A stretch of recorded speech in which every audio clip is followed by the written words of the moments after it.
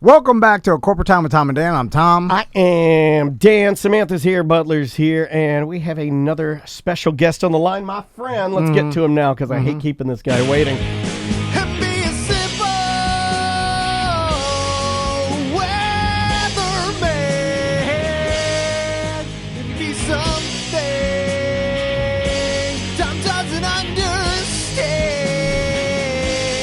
We got Mike from Mike's Weather Page on the line with us. What's going on, Mike? Hey, nothing. Doing good. How you guys? You enjoying this cold weather? Yeah. I mean, I like just the change. You know what I'm saying? Like, although... changes are quick, though. The change was 2 days ago. You see what I'm saying? Well, you know a short burst. Yeah. Is that the new name you have for me now? Short burst? That's a superhero name, Mike. I'm called Short Burst. I just like it when during the holidays it gets cold. It does feel more Christmassy for sure. Although I have to wear shoes, which I don't like. My feet are always hot in muffy, shoes. Poofy shoes. I tried wearing sandals. Like it's, God, it's too cold for sandals. Yeah, like, and I also I'm doing the classic jeans and flip flops right now, which is a Florida thing, right? I mean, that's like kind of a Abercrombie thing too. Like a puka shell necklace, jeans, flip flops, tight T-shirt. I'm halfway there. Yeah, ripped up hat. So Mike, speaking of the cold, I've been following you, of course, Mike from Mike's Weather Page. You could follow him on Mike's Weather Page. SpaghettiModels.com is his website. So, all sponsored by ABC Fine Wine and Spirits. Oh, yeah, buddy. Where you can get your Hurricane Hunter beer. You can. It is your #1 holiday liquid destination. Yep. So, Mike, following you, I saw that you were doing some snow chasing. It's cool you do that with your daughter, by the way. That's like, fun, it's an awesome bonding experience. And so... And I kind of want to talk really kills my whole I'll play Candyland thing. Like going on adventures. Yeah, I'm like, I'll play Candyland, or hey, let's draw. And then Mike's like, no, let's go snow chasing. All right. So Mike, because there are plenty of people that are looking, especially for something to do in the holidays, and then I know a lot of people from Florida, because their kids have never seen snow before or whatever, and they'll take a road trip and to north until you hit snow to experience snow. But I wanted to talk to you about that because there's a difference between it's snowing and there's snow on the ground, right? And because you can go to Georgia, I mean, even have snow in like North Florida, but it's like it instantly melts as soon as it gets close to the ground. It's like that's not the same experience as if there's snow's falling, covering the mountains and buildings, and then you're actually able to make snow footprints. So, how far north do you have to go for that? Well, I mean, the Smokies are always the best. I mean, Gatlinburg, for some reason, that is my go-to spot. I mean, I just love it. It's touristy, kind of like Orlando.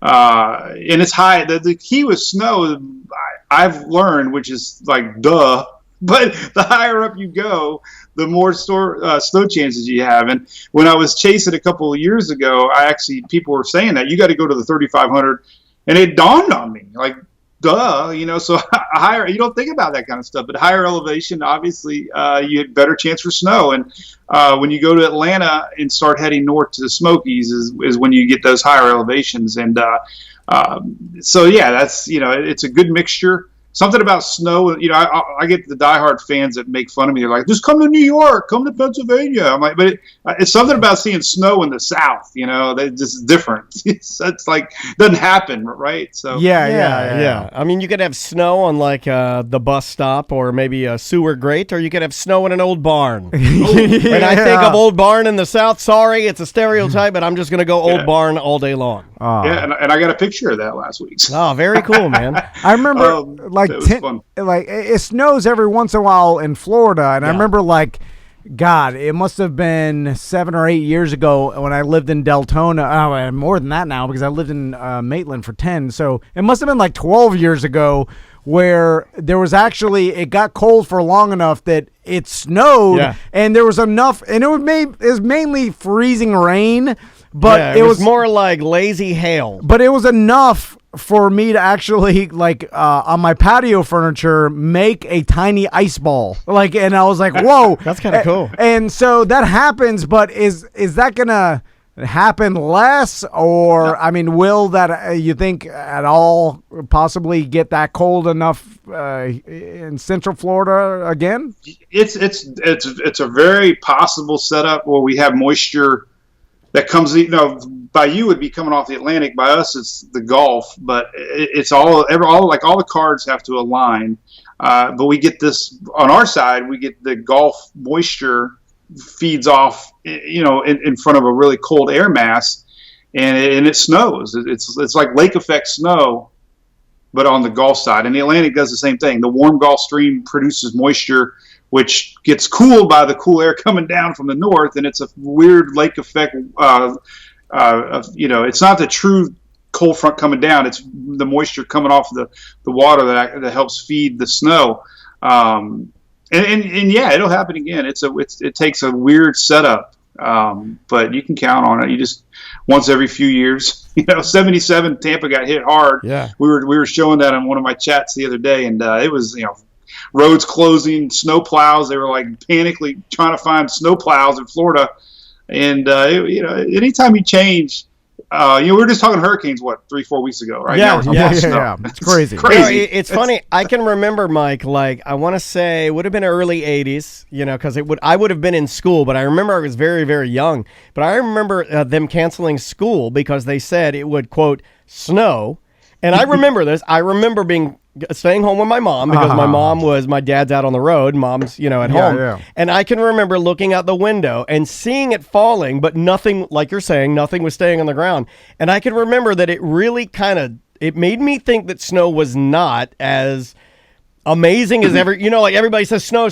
And so as a Florida child, I've been conditioned to think Rankin and Bass, snow-covered mountains, Santa Claus, all this stuff. And they're telling me it's snowing. And I remember it's in the house, my mom's house right now. I remember looking out the window and there's nothing on the ground and tking, this is not cool. This is not fun. Yeah. Snow is garbage. I'll take sunshine. Maybe that's why I don't like the cold. It was there was nothing there. Nothing for me to be impressed by. Well, another thing I learned, it's so silly thinking back, but little simple common sense stuff that the ground being warm. Right. You don't think about that. No, you don't. But when I drove up there a few times looking for snow, me and my wife were doing this before kids. I don't know what the fascination is. But I'd be disappointed, like you said, where's it at? Well, the locals said, the ground's still too warm, I'm like, oh, duh, I didn't think about that. Yeah. Well, we don't know. We're from Florida. Exactly. It's like when, you have that one, which I don't know, maybe we don't get the nod on that one, but I do love seeing Yankees see alligators for the first time. Some of them start crying. It's like, okay, so we all have our things. We have a neighbor. We live on a little lake, and a house was for sale next to us. And 2 people backed out of buying the house because they saw a gator on the back, the backside. Yeah. And I'm like, oh, this is my buddy. I'm out there with the dogs. And I wave at them. Yeah. There's an alligator in every lake. Yeah. It's just Florida life. Yeah, absolutely. So, Mike, now every year as we get closer to Christmas, I always start checking the forecasts because some years we get a really nice, kind of it is now, where it's a cold Christmas. Yeah, not really. It's mild, And then, but what I put you in the mood. What I don't like and I hate is a hot Christmas, and especially we live in Florida. Hold on. There's I feel like we've had more cold Christmas. I say cold, but not. Where it actually gets down to maybe you need a 50s. hoodie. Yeah. In the morning it's 60, 70. I don't mean real cold, but I don't really like it when I'm putting together some toy and I'm getting frustrated and I can feel sweat going down my legs. Yeah. And my pajama pants are hot. They're flannel hot. I grew up in Miami, so it was always hot Christmases. It was once in a while. It was cold. I remember it seemed like once every 5 Christmases you got a crazy cold one. When I got a trampoline for Christmas one year, kid. It was cold that year, and I remember I couldn't even find a hoodie or anything. Like, so I put on 3 shirts. Yeah. Because I didn't have one. No, that's because what I did too. You'd put on 2 Miami, pairs of socks. yeah. Yeah, Mom could have got you a hoodie for Christmas. I didn't have It's Miami. boots. You don't need that. I would put on 3 pairs of socks and then muffin stuff my feet into my Vans, like slip-on Vans, and then my feet would be so tight. So, Mike, the important question that I have is, I mean, I know it's still pretty far out, but have you looked and seen what Christmas could be for Why are you us? gonna ask him Dan inspired me on a new, up north they have a garbage can alert system. Like light winds, the lid might blow off. The 5th level was the golf can down by the neighbor's yard. So here's my forecast: sweaty ass. Oh, no! Sweat ass Christmas. The Mike's weather page sweat ass Christmas. We need that on a It actually sweatshirt. sounds like an event we would all go to. This year playing Mike's weather page unfortunately- sweat ass Christmas. It's Hooba Steak. Yeah, it does look like the long range temperature forecasts are unfortunately warmer than average. Yeah.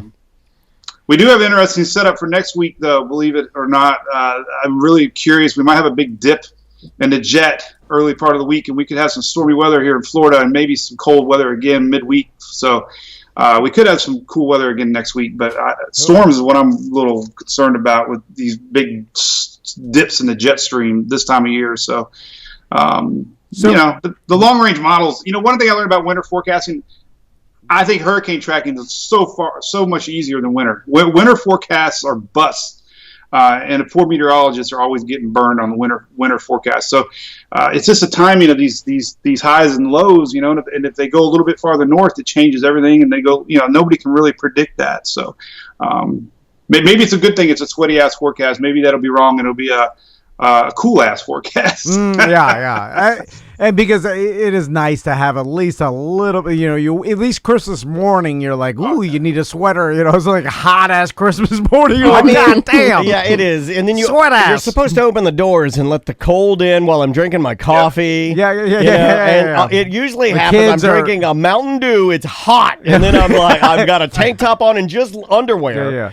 Like, I want my kids to be in long pajamas opening Christmas. Yeah, but with like the butt flap, Yeah, like yeah. the traditional cute. Not no shirt diaper redneck Christmas. My daughter's got God. a Cheeto mouth. She's got on just panties. Her hair is just wrapped.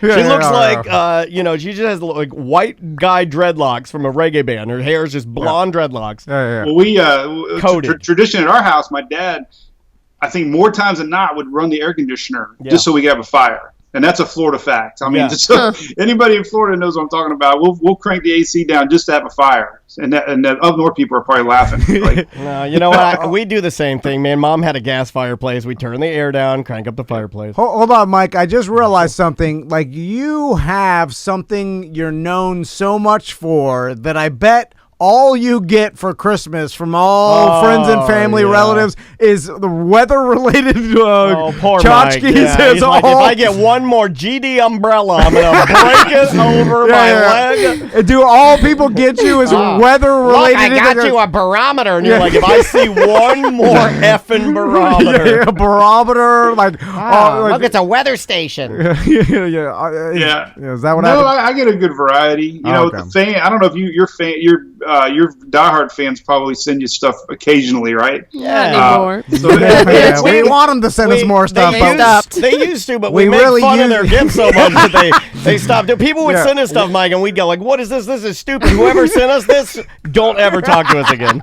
No, I'm saying, it's like you never know what you're going to get.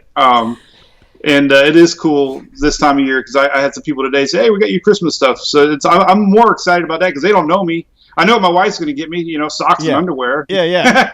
And then sometimes our listeners go, "We're not getting anything for you. We got you some stuff for your kids." And I'm like, "You think I'm going to give this to my kids?" That's my prize. My only thing I've ever done good in the world is my daughter. I can't risk giving her. I got you a donation to a charity that I like, by the way, in your name. And I'm like, oh, great. Yeah, that's cool. What Well, the hell was that? these are the best gifts, man. Somebody sent me a Chili's gift card, and that goes to good use. All right. Yeah, Wrong 2 for button. 1s. Yeah, oh my, hit the wrong button. You made me laugh. we need, you know what? A BDM step up. Send Send me us some Chili's. Chili's. Chili. I want an El Presidente margarita, no salt, on the rocks, Yeah. and I want to sit at the finest of Mexican tiled.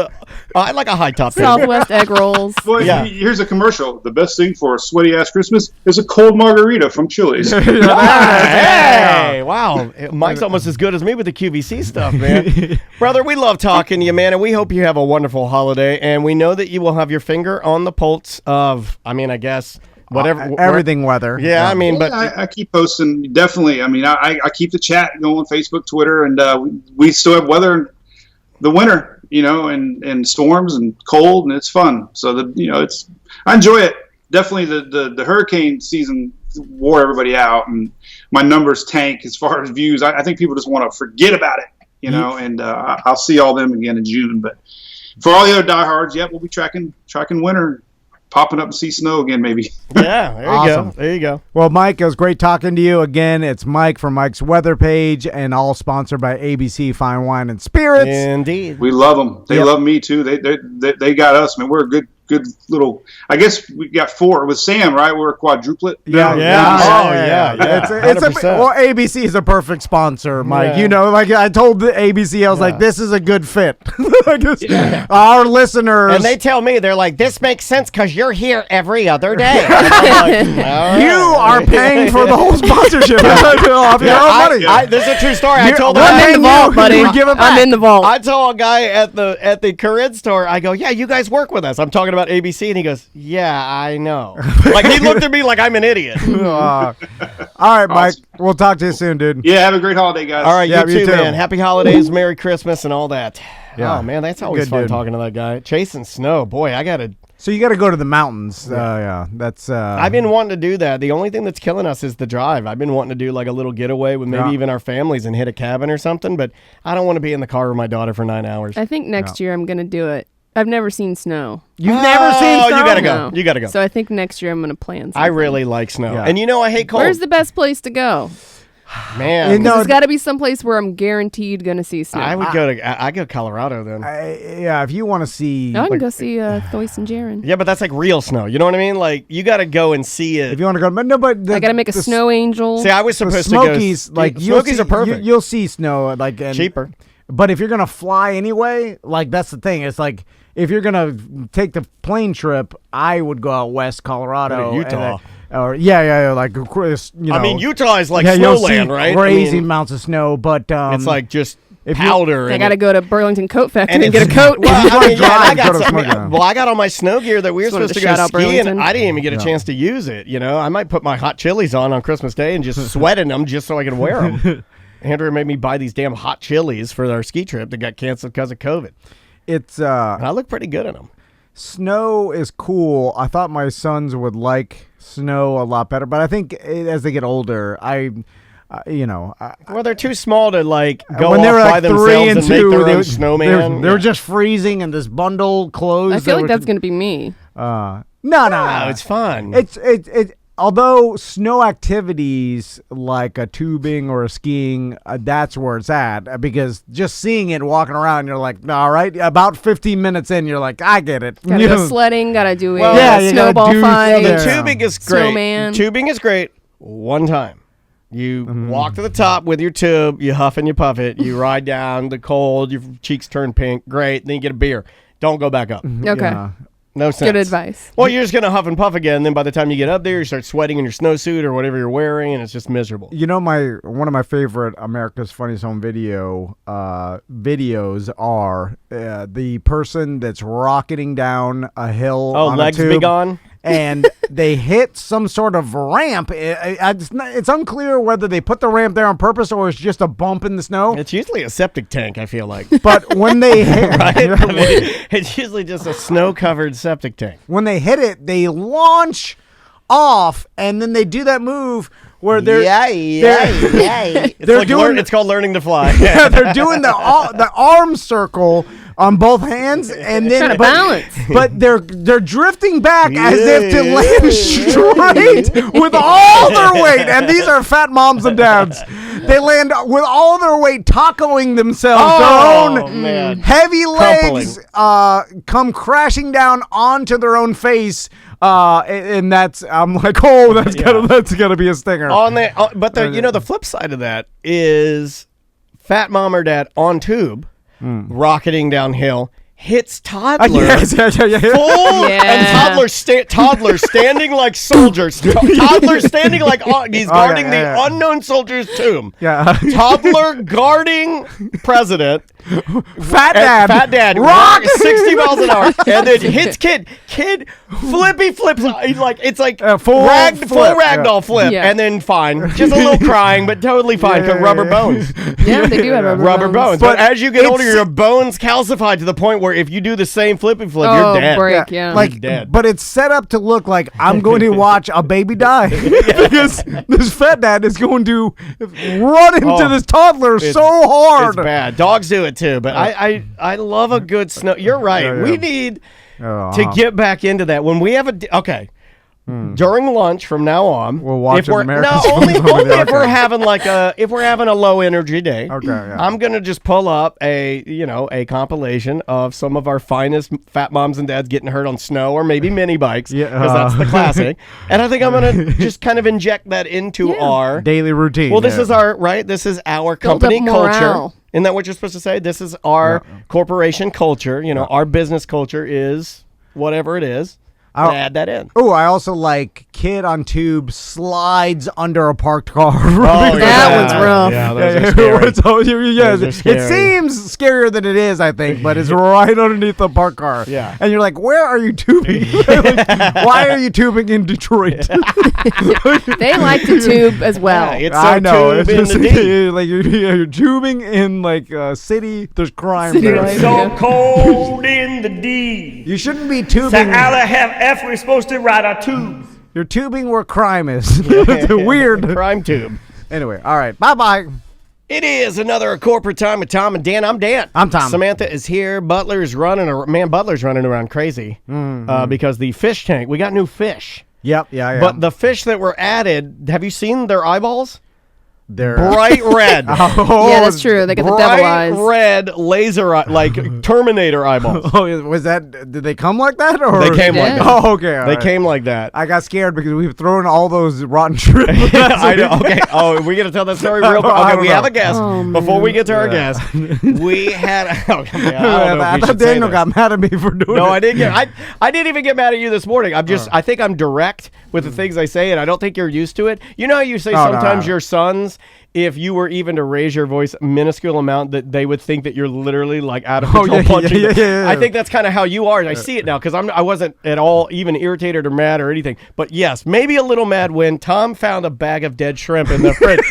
A huge bag of dead sea monkeys or brine shrimp that we're supposed to be feeding gradually throughout the so week. we forgot to do it for like 5 days. But They all just died. like we do with our citalopram, This is why we should not have got the fish tank. just like we do with our Xanax, just like I would do with OxyContin if I need to take it for a leg pain. Yeah. If you miss a dose, Double down. if you miss another dose, then you take all doses at one time because it works that way. like birth control. A lot of people don't know that it's not time released. It's not dose to dose. It's you can make up for it. So Tom grabs what is, I can only imagine, a bag of close to 4,000 of 5,000 dead brine shrimp.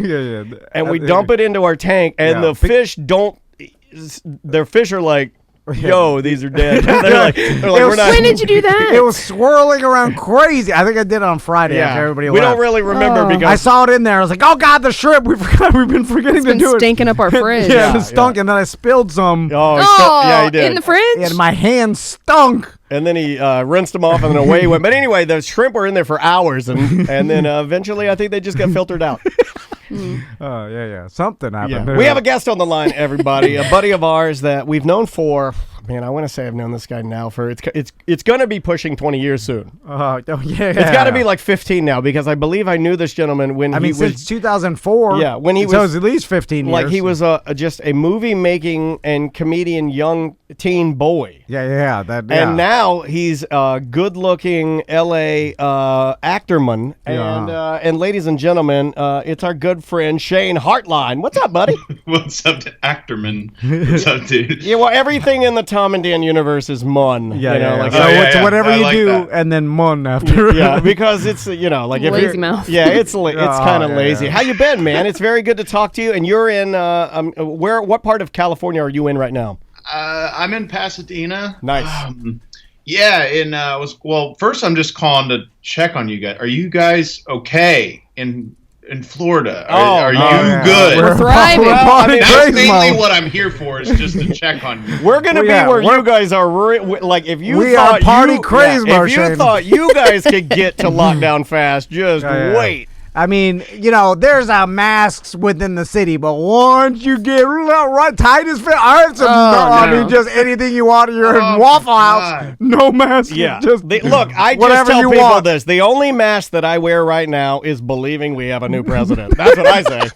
That's the only mask I'm wearing. So Yeah, that's a solid mask. Yeah. But yeah, man, it's Wild West out there, and I'm supposed to go home next week for Christmas. And I'm not even nervous about the flight in the least. It's being in Florida. And I'm from Florida. And it's just this wild, like, I'm every day having to talk to my parents and be like, hey, you don't gotta do that. but Shane, when you get here, you're gonna be like, it's gonna be like you're gonna get off the plane and you're gonna hold your hand like Andy Dufresne when he got out of Shawshank. There it is. Look up at the sky and you're gonna be free because There's a small part of me that can't wait. Like, I can't wait to just feel that energy, man. Yeah, like, and that energy is cool. I will. Instead of the rain coming down, it's going to be coronavirus on you. That's the only problem, but you'll be free. Corona. It'll be rainy corona, but you'll be free. So I get it though. And my parents, it's constantly this thing, and I'm on both sides of the fence. But like, I tell them, I'm like, I get it because you're surrounded with this energy of like, it's not happening here, like. And so they're like, it's this peer pressure that's constantly happening with them of, like, hey, come do this. We've been fine. We're fine. If we haven't got it yet, then we ain't gonna get it. Oh yeah. I tell people all the time. I'm like, you're fine. You're cool. Shane, you're cool. that's so sweet because I don't even it know sounds what that means. exactly like my older family Yeah. in Virginia. It sounds just like that. I'm like, oh, I'm fine. You're cool. You're cool. It's not like falling But I'm off. not even fine. It's I'm not cool. Let me explain. Kids are in school. I don't think Corona. coronavirus is like falling off the monkey bars where you just dust off, dust a little mulch off your knees. So hopefully. So Shane, what's been going on with you? Well, we have some things we need to hit, so let me just throw Okay. them down there. I mean, obviously acting, but in between him acting, making movies, writing movies, producing things, and doing all of that, I believe you have a clothing company now, do you not? Yeah. Like a little over a year ago. I mean, as an actor, like, work is so inconsistent. So like, I've always tried to have some kind of side hustle happening, and I was always doing things like demo reel companies or putting other actors on tape for auditions, and it was just like nothing I was passionate about and into. And I don't know, I had an idea like a year ago. I was really inspired by seeing other like YouTubers and people like have these successful like apparel companies and clothing lines, and I was like, I've always kind of wanted to do something like that as a side thing that that's creative and something I could be passionate about to take some of the pressure off acting and make me some income while I'm doing it. And so I had this idea a year ago, this loose idea for this company, Donut Punk.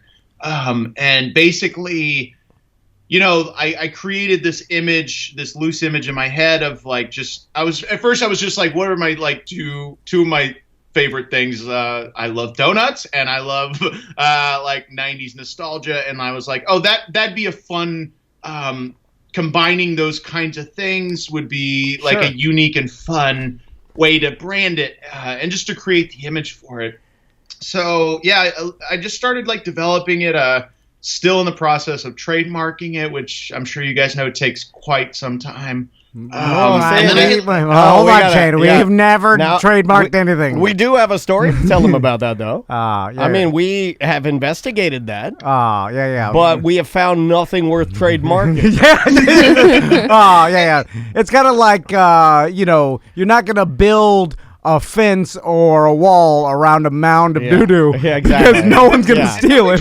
Yeah, like, just so you know, I don't... It's like why I don't lock my car. What's inside? I mean, that's a good example. I was going to say, that's why I don't lock the cabinet of my urine collection. yeah, okay, yeah. Nobody wants it. Yeah, but I yeah. have tons of urine. Yeah. And, well, my urine's special, guys. I no, mean, you do things right. I need to add you to my collection because I collect famous people's urine. We can talk. It's hard times right now.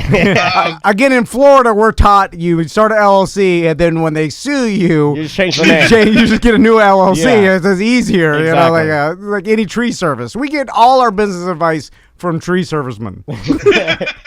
Yeah. So how is I mean, what's the hardest part? Is the trademarking the hardest part of starting this clothing company or apparel company? There's a lot of little like tedious things, but like the thing that I found was most difficult, and I ran into a speed bump, is just like the process of like, I'm very much more the creative mind of things versus the business side of things, but I hit like a speed bump of like, okay, am I going to do one of these like print on demand shirt companies, or am I going to like reach out to some clothing manufacturing company and like do it like that kind of way?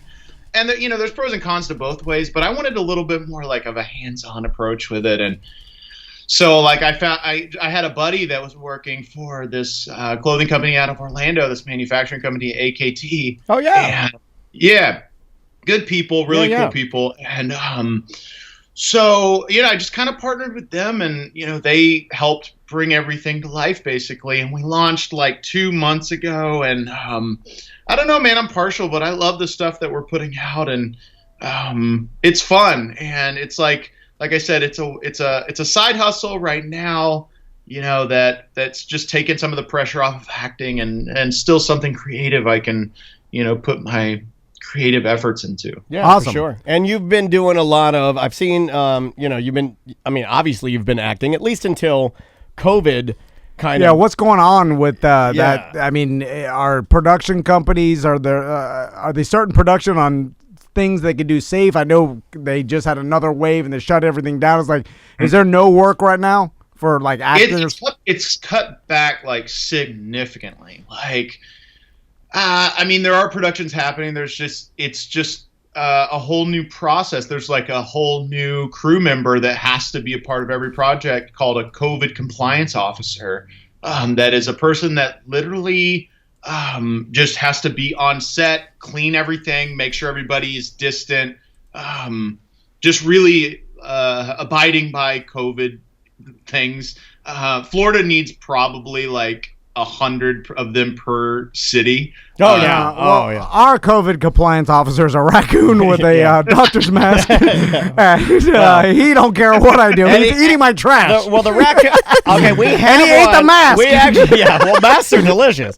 We have one in Baldwin Park. It is a raccoon, but he has a limited range. He drives in a Power Wheels, but his battery only lasts about 2.5 hours. So as long as many rounds in, he does like 6 to 7:30, and then he's done. Yeah, I get it. But yeah, it's slowly starting to happen again, and I'm, to be honest, like, I'm surprised that it started back as quick as it did.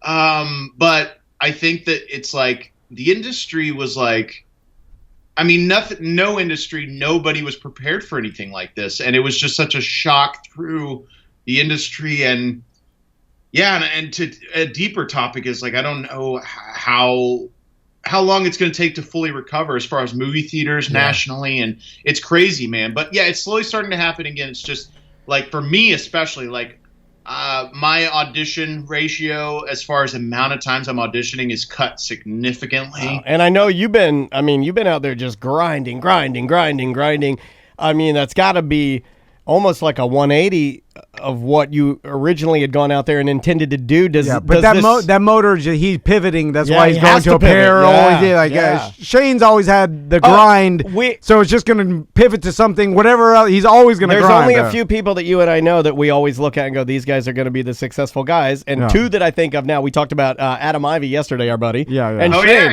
And Shane. Like there are guys that you look at and you're like, we'll never stop. We'll outwork you all the time. And you're you're one of those guys. You will 100% always be successful because you will never stop grinding. And I'm convinced if I could teach my boys anything, I'm like, man. But God, I don't even think you can teach that. I just think that's an ingrained. I don't. Not when you don't make your kids do anything. Well, I know, Can't grind when you don't work at all. But they're not. Shane, did you? Okay, let's talk about that because I'm trying to. I got two sons, 5 and 6, and have you seen Shane's little movies when he was a kid? Have you seen the interview that he does where he interviews he's himself as he's a kid? always like this guy, been doing. He's literally he came out. I mean, no, I'm just I'm being respectful. He came out movie camera. Just working. So Shane, that's always been in like a part of you, right? Like you didn't have some like military dad that forced this into you, or you didn't learn this. You've always been like you that, are right? gonna be in a boy band. My dad was definitely not a military man, but he's tough, man. I don't know if you've ever seen pictures of him, but he's like just this grizzly, like he's a cool dude. He kind of reminds me of like a badass Kenny Rogers.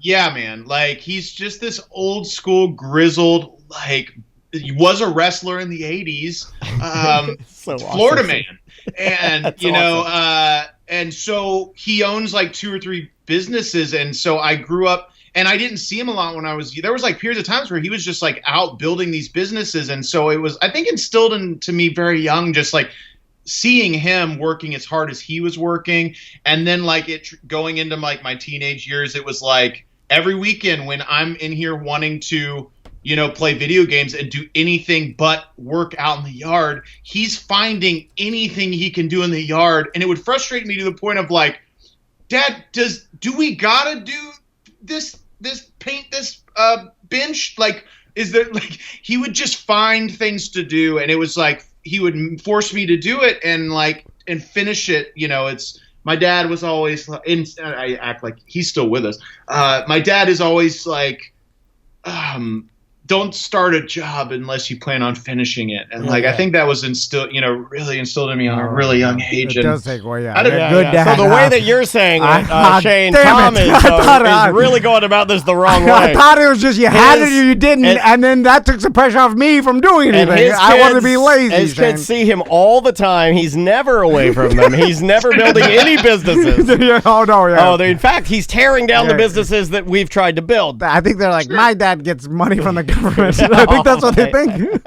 I tell them that.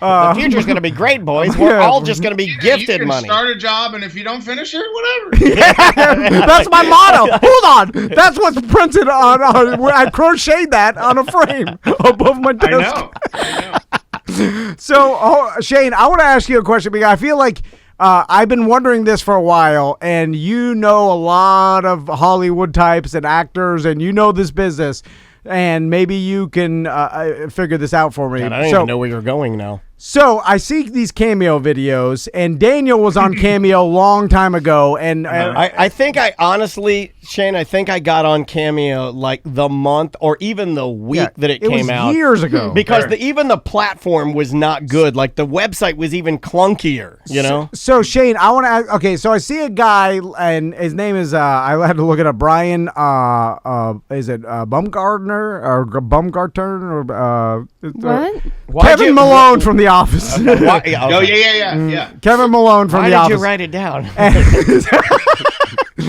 I couldn't read my I handwriting. wrote this down. It is Globen Farsnarven. All right. Well, Justin Bieber. You always embarrass me in front of my friends. Well, I embarrassed myself. So anyway, I see Kevin Malone from The Office doing these Cameo videos.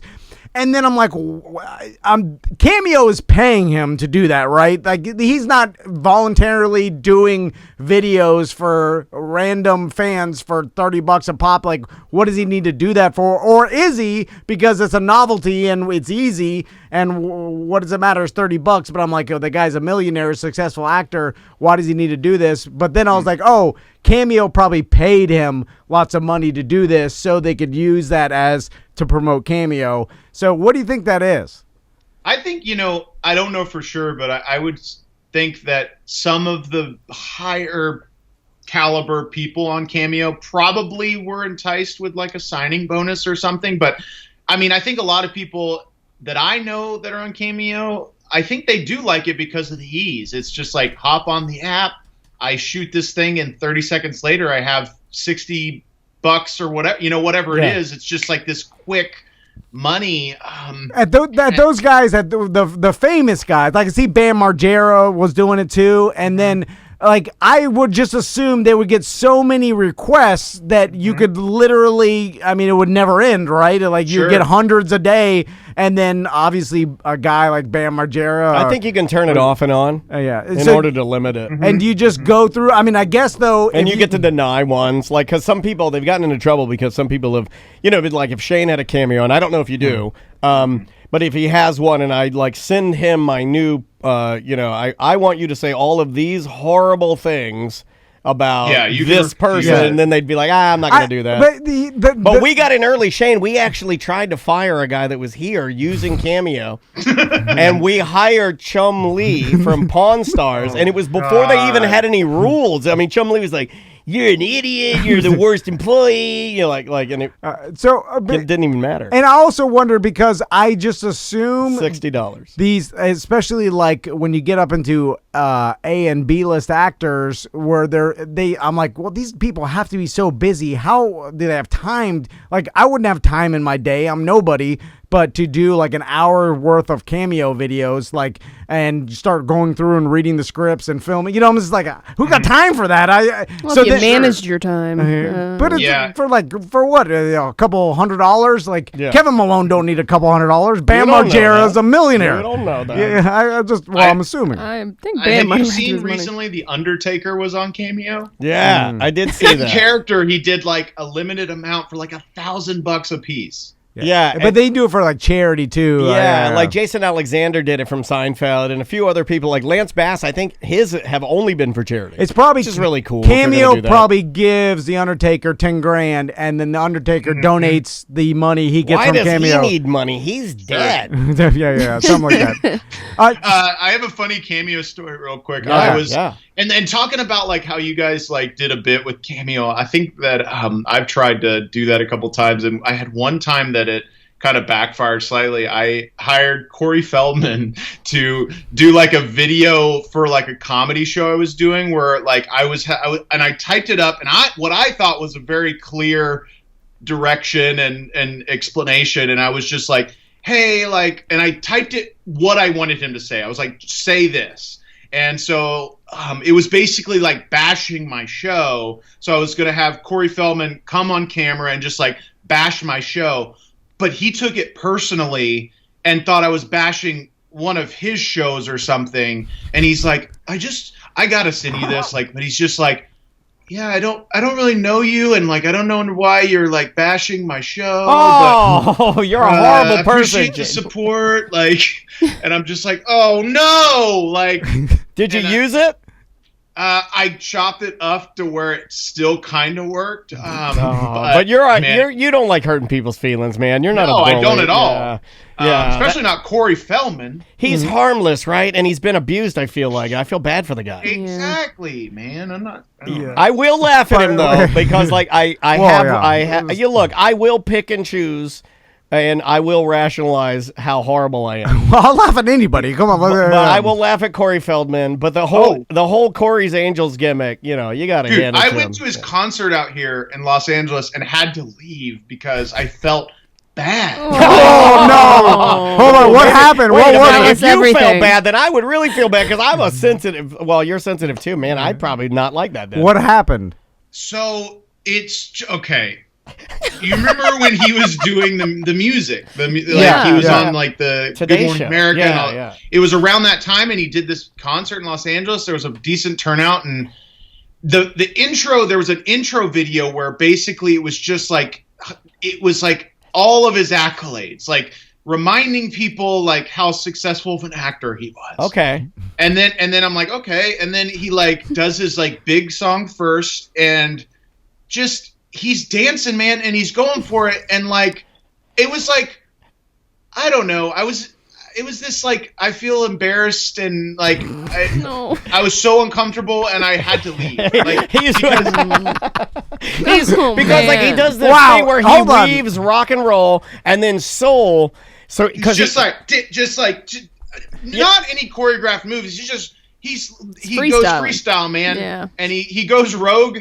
And Shane, okay, hold on. And he Michael Jackson's during like rock and roll, and it's weird. And then all of it. And then there's two girls in like angel wings up there, and like it's just like, man, I was like, I can't stay here because I don't want to make fun of him, and I feel bad. Yeah. Was the rest of the audience? How were they taking it? Yeah, did you look around and see how the people? Because everybody's there to clown him, right? Like no one's there because they're like, this is yeah. I love this music. There's a lot of people there, a lot of celebrity, like his celebrity friend. Like I met Paul Rubens that night. Whoa! I know, and I wanted a picture, but he turned it down because he's like, if I take a picture with you, then I'm gonna have to take a picture with everybody. And I'm like, but there was a lot of people there, and I think it was this mix of like having to or acting like they're, I don't know, man. Everything I'm saying sounds so mean. No, we'll be mean. You're fine. Like Shane, probably a lot of celebrities there to support him, Corey but Feldman beef, guys. Yeah, no, I think a lot of people But are they're like laughing. us and feel bad Right. for him, but at the same time, we will gently laugh at his performances. Man, that does sound bad, doesn't it? Is it like supporting your nephew's like Yes. rock band? Yeah. Like like Okay, so all right, like that sounds better. like you know it's not good, but you want to be supportive. yeah, like you go. well, that's to- what our listeners do. Now, okay, Shane, you're an actor, you know this, but what's the fascinating part to me is that Corey Feldman, like that. You think it's an act? Well, no, I don't think it's an act, but the response he's getting is so overwhelming that you have to appreciate that. So even though it's uncomfortability, that's a powerful thing. Oh, he commands it. Yeah, because you're right. if it was fake, you would never be uncomfortable because it's real and it's genuine. That's what makes you feel to the point you had to leave a place. You couldn't see it anymore. This is how I feel every time we interview Tuttle.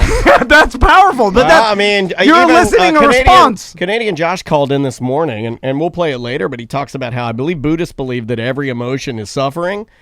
And if you can command suffering, where it's sadness, I mean, even intense joy would be a form of. I mean, if you can command people's feelings, if there is power to that. Yeah, if you can invoke a powerful feeling, whether it be laughter, crying, he's getting the Feel response. something. So you could argue that there's something there at least. He's getting a response. There's an art Absolutely. to it. Yeah, and that may be his art, and we may be like maybe I'm not even. Like maybe he knows that and like he's thinking, I don't know, I may be giving him too much credit, but maybe it's like, hey, I know this is, it's not up to par with a professional music performance. But Shane, our chat room is asking and imploring you to end your beef with Corey Feldman. And, It just started. I kind of need it for a second. I don't know. There's a whole thing about there's a lot of people in like cringe entertainment, there is. And I think that maybe that scratches that itch for some people, and he realized maybe he is smarter than we're giving him credit for, and he realized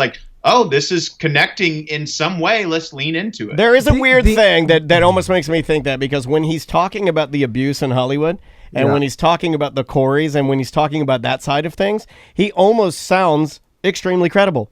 But when he's talking about his music and when he's playing his music, I'm like, well, what the hell is that then? The only problem, Shane, is our friend Tiffany, right? Tiffany Martin.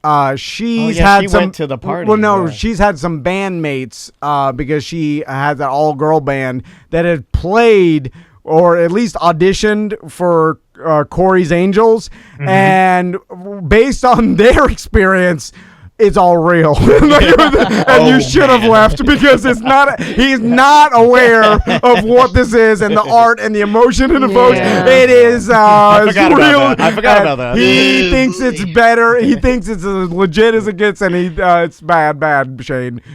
Shame on you for leaving. Shame on you for going there to begin with, because I know. it's like slowing down for a car wreck. You're like, oh my god, a family died. It's only okay if you shouldn't have look at it. heavily tinted windows. So, Shane, I gotta ask you another question about Hollywood and filming.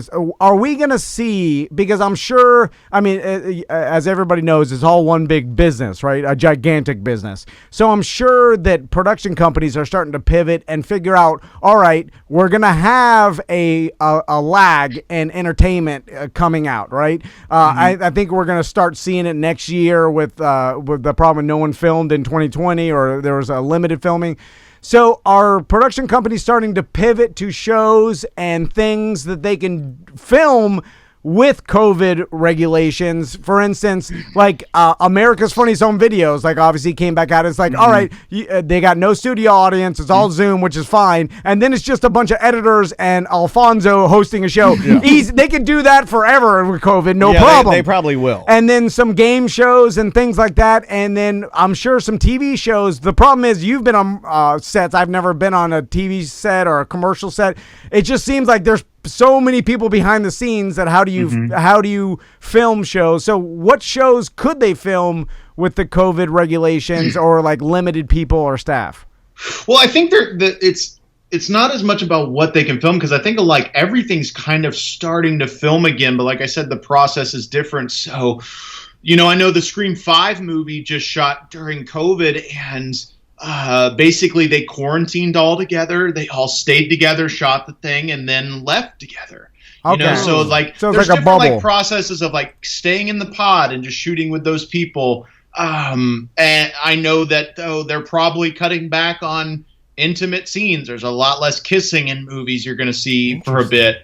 So I think everything it's not about like, I don't think that there's a pivot. Like there might be more like, just video clip shows and that kind of thing. But I think you'll still get everything that we used to get. It's just the whole process is different. Gotcha. And there's also a lot of stuff in the can that like, was supposed to come out this year, like that hasn't yet. And now you're looking at, and we just saw recently the partnership with HBO Max and Warner Brothers, where basically, they're partnering and releasing everything at once on HBO Max, which is, that kind of thing might start happening more, I think. I also wouldn't be surprised if a powerhouse like Amazon just doesn't come through and offer some monthly service and you get access to every new movie that comes into theaters, So I wouldn't be surprised at like any of these kinds of things. And that's where it seems the logical next step is we're moving definitely towards mostly everything just getting released on demand, and maybe some of your biggest blockbusters going to movie theater, but probably having a demand element too simultaneously. We're never going back, right, Shane, like to where we were, or do you think we will? I don't know. I think that like this will be a new way that the industries can make money. The only thing that I think that's tough is like I even was like last night that new movie Freaky just came out. Yeah. And we sat there and my girlfriend and I, it's like, $20 to watch it because it's like a new in the theater movie.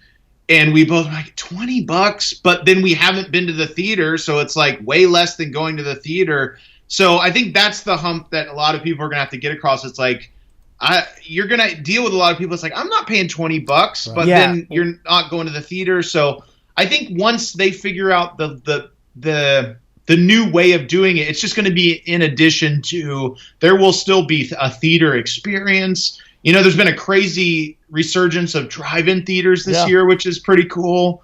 But you're right. So I think that it's just expanding the options for revenue. Like you're right with that $20 price point though, Shane, because I think all of us at our age, we transitioned into on demand and purchasing movies at home.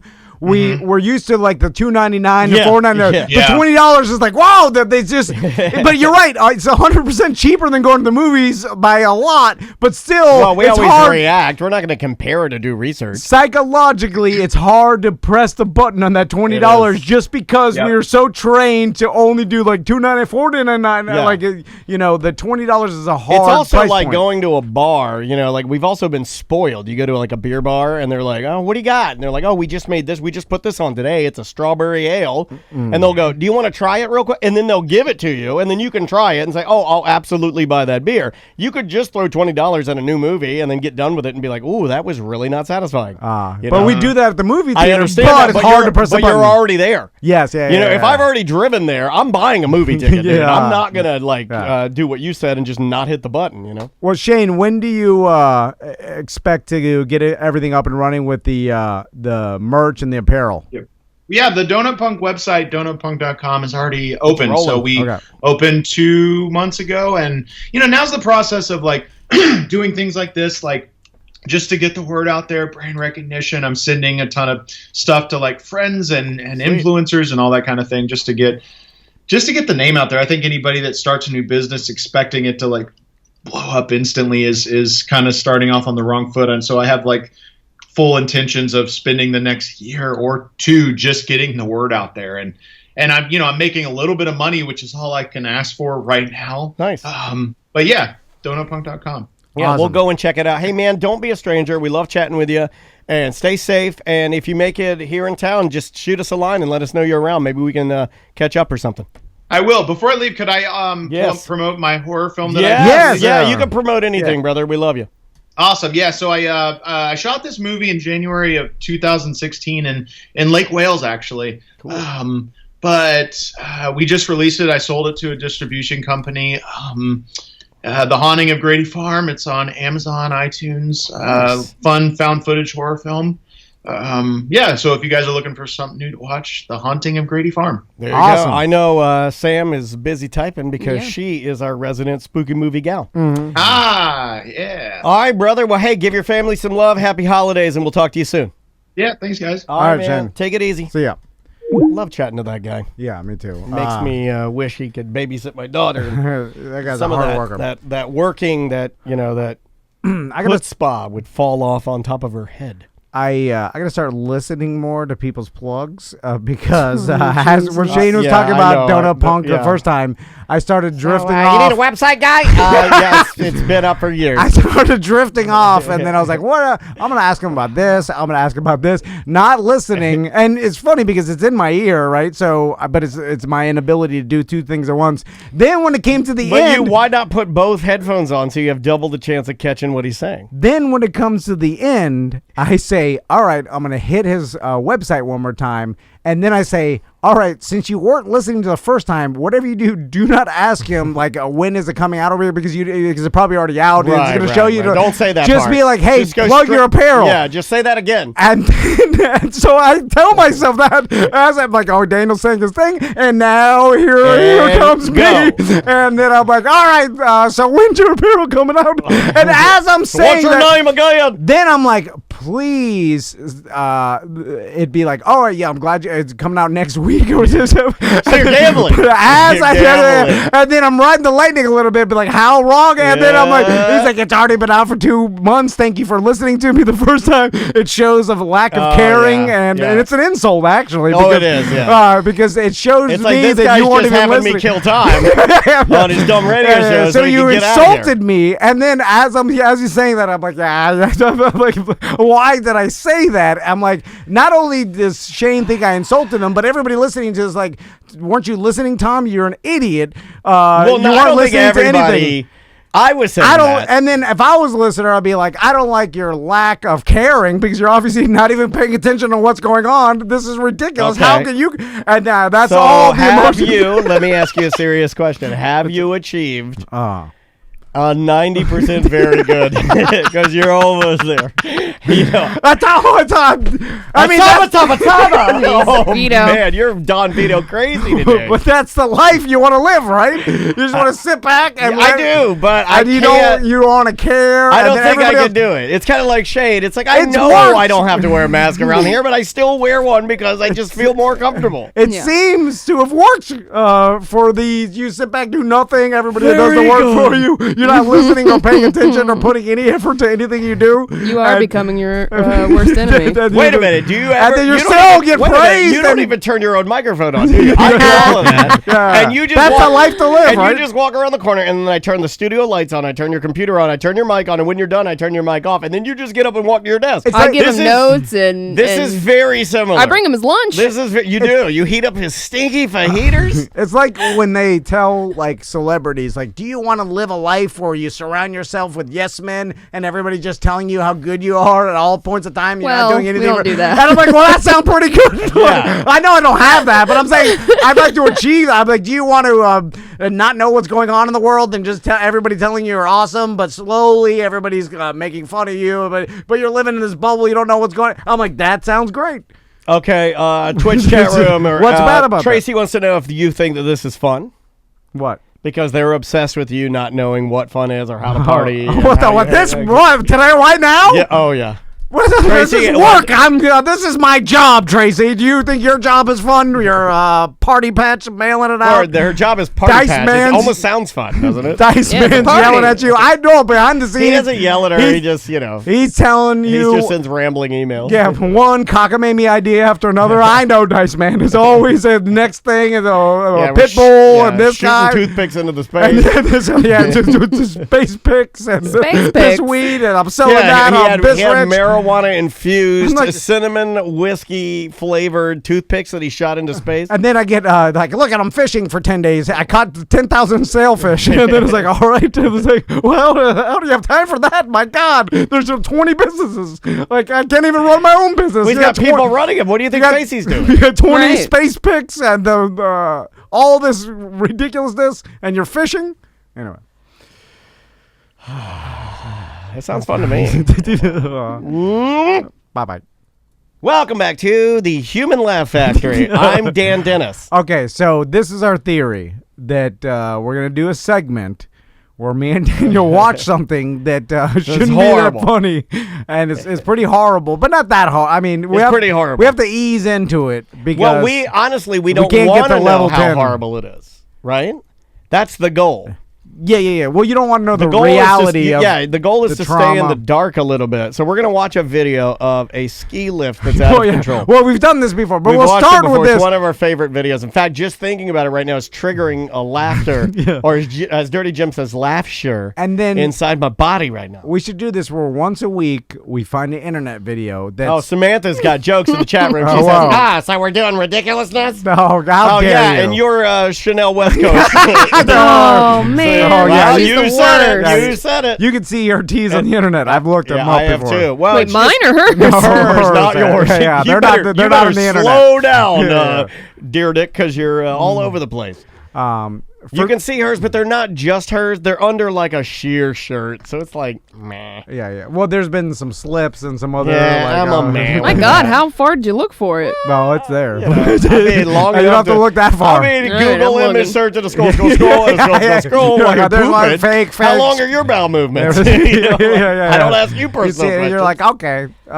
Anyway, so this is the premise of this Okay. because I have this theory that you should be able to laugh at anything, right? And but you're real. Well, not anything. now, as long as because there's Now some you're stipulation. You're moving Okay, hold on. the goalposts now. Because I feel like a stipulation where like you shouldn't, as long as you're reasonably certain that the people affected in said video are not listening to you and therefore you couldn't hurt their feelings, right? So you're talking to an audience and everybody around you that doesn't know these people in the video. I think that's important for one because then it's removed. Like if if they're like I'm the guy who got burned, and then you're like, oh God, like, you laughed at me. I would feel bad. Like it's like I can make fun of Al Roker I know if what he you're never thinking hears of it right now, and I can't even laugh. I can't even say what I'm laughing at right now. Yeah. But it's like I can make fun of anybody, but if they hear it, then I feel bad because I'm like, oh God, I made them feel bad because it's Like them. the time But that if Al another Roker found out that Yeah, you yeah. called him a melted fudge sickle. But if another person just feels bad instead, like for that person, but they don't know him, I don't accept that. Okay, I don't all accept right. that feeling. I'm like, oh, that's Well, BS. let's watch the video because Okay, I've been sorry. laughing the whole time. Okay. Yeah. I just want to,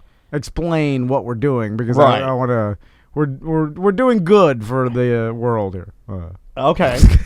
So this is Out of Control Ski Lift. Oh yeah. We've watched this before. I love it. It's, And it's let's one of set my it up. favorite Let's set videos. it up real quick. It's a Well, it's a ski lift this- in the one Europe, I believe. The one I found is from Inside Edition, and it says, "It was pure terror on the ski lift. At least 8 people were injured at a ski resort in the nation of Georgia."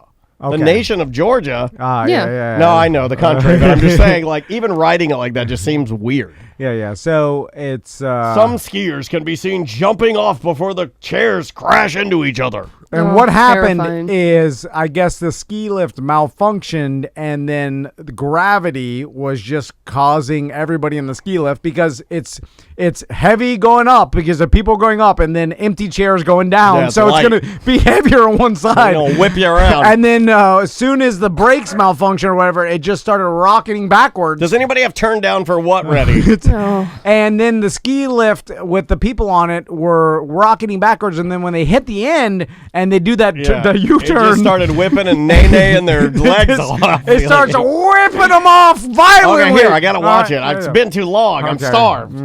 Okay, here we go. It says warning. Warning. This video contains graphic content. Does it really, though? whip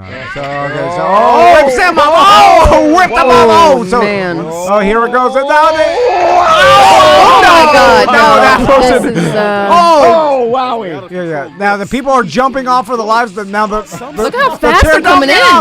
Oh yeah. Some people are getting Run for your off. lives! Some people are frozen in fear. Now, there they are. No. Oh, here's the big one. Oh, Oh, whip 'em out. No. All right. How do you feel now? I feel good. The correct answer was, I feel good. Like you're supposed to James Brown it, I feel like. A couple of people were probably hurt, but we won't look it up because it'll make us feel bad.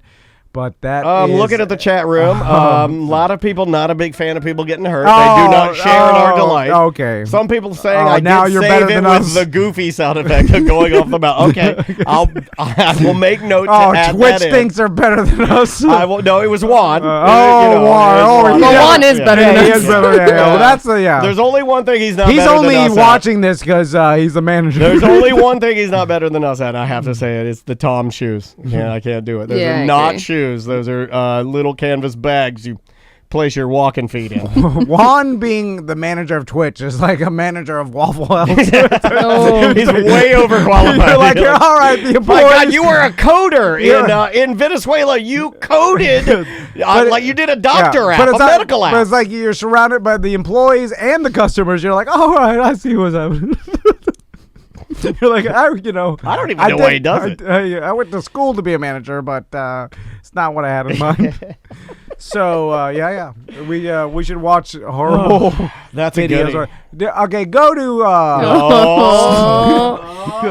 Ghost of Manute Bowl did make a good point. They said Tom loves these videos, but is vehemently against Crystal's proposed segment Meme Mom Monday. These are your memes. I found I found my better than memes. I found my favorite one. It's kind of the same. I'm gonna put up the favorite one that started it all. Okay, This a one, cat looking over the fence. no, and we're like, look up here. I found the one that started it all for your viewing pleasure. If you're watching on Twitch, twitch.tv/Tom and Dan Live. Yeah. This is called Hillbilly Grandma Rides No. Again. This is my favorite. It's This one even has the Jackass song in it to make it look really good. Wow! I like that she does ride it for one Mississippi on the handlebars. Yeah, she rockets Sweet over teardrop tank and then Oh, right she on her knows. belly. Ready? On her belly. Ride it. Superman and the handlebars. She's Superman. Oh, her boobies got tire burn for sure. Oh no! She broke her clavicle. You cry laughing, Tom. This is fun for This Tom. is the We one. found it. Okay, this video. If you want to That find must it, hurt so bad. if you want to find it, I Why know do this you is take so pleasure in judgmental and horrible. Butler's about. Are you all right? Butler's about to have a heart attack. This You is okay? why these This two are the mother's Stony favorite Bologna day. brothers. This was the video that started it all. If you want to turn your day around, because this Dudley, you have tears in your eyes, Tom. You're crying. Yeah. They're just search. Now, you know what? That's fun. That I'm is having funny. Yeah. Fun. We finally found fun for Tom because he's been fighting it all week. This video, if you want to find it, you want to have your own fun at home. Look, I will go ahead and tell you, it's horribly judgmental. It's horrible, and I hope this woman did not get hurt. Well, we the didn't name video, it. yeah, we didn't name it. The video is called "Fat Girl on Bike - Funny." That's what you're looking for. It's a terrible name. When the slow motion, you could tell because of the speed she was going, and then the force. So she's still holding on to the handlebars. When you freeze frame it at certain points, she looks like she's doing great, right? You're like, all right, she's doing a trick. Oh, yeah, well, that's a traditional Superman. Yeah, right? She is literally Yeah. Superman in that hoe right there.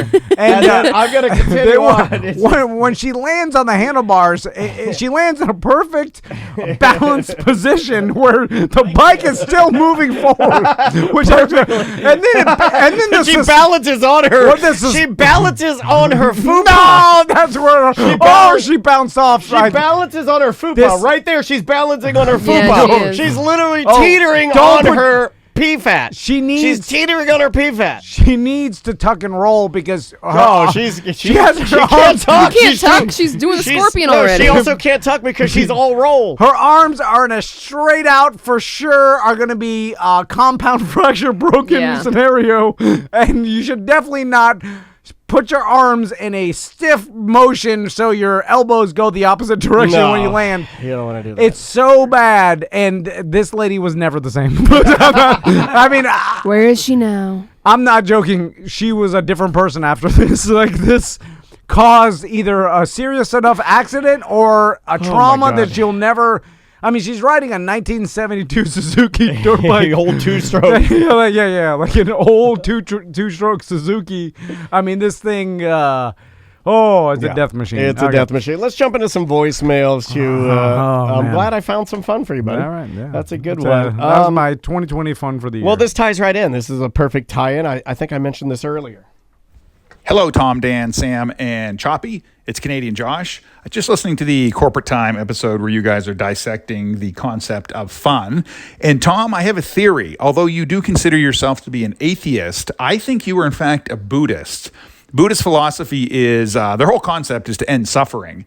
And they obviously consider sadness and pain a form of suffering, but they also consider joy and happiness a form of suffering. Because obviously if you're happy and you're experiencing joy, eventually that will come to an end.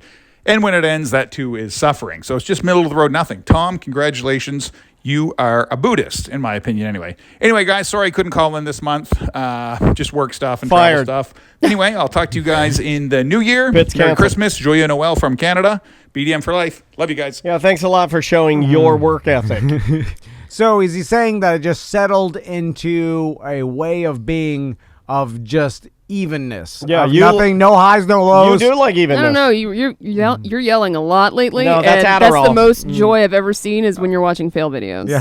Well, you found my. I didn't want to say that's this, my happiness. but we should start the mornings out like this. This is against my religion. Now, watching this lady. For years, I've been telling him that the only time I ever see him look like he's, There's anything behind the having eyes. fun is with his sons. That's not true. It's your sons and fat ladies on two-stroke bikes. Because I've never seen you that happy. Like, he instantly went from, I don't want to do this bit, I don't want to do it, lunchtime, and then to like cry laughing and just the biggest smile on your face I've ever seen. Pretty amazing. So I think he's right. Yeah, I could see the little is that bit of that. good though? don't Because know. I feel It's like you. I mean, is it good for the me to be extre- overly emotional? Maybe not, but it's you. Yeah, but you at least experience the extreme good part, right? I mean, the bad. But part, I also experienced the extreme bad part. And that's not good. yeah, but you see the extreme good. Like I don't get either. So I'd rather I don't think maybe you're missing much. get- I'd rather be like you. And you'd probably rather be like me. yeah, I could say grass is greener, but I want to. Let's swap wives. Yeah, but Tom never has fun. So that's, I mean, Well, that I could can learn learn. like He did. He you just can- did. And he does with his sons. I mean, watching a video, is that fun or is it just funny? Well, that's the first step. I feel Okay, like it's first step. like when you're trying to learn something. When you're skydiving, That's true. They put you on that little cart with wheels, so you pretend to skydive on the floor. I'm not doing that. I'm not doing that. They tried to make me do that when I did you put the the wind mechanics tunnel. cart. I did the wind tunnel yeah. in where was it? I think it was Nashville. They're like, get on this mechanics And I was cart. like, I will not. Even at like 12 years old, I was like, I'm not doing that, bro. That's gay. You know? No, Just give me saying, turn on the It wind. was a different time. Just give me the wind. I hate any practicing. You hate pretending a lot, which is weird because you probably pretend with your sons, right?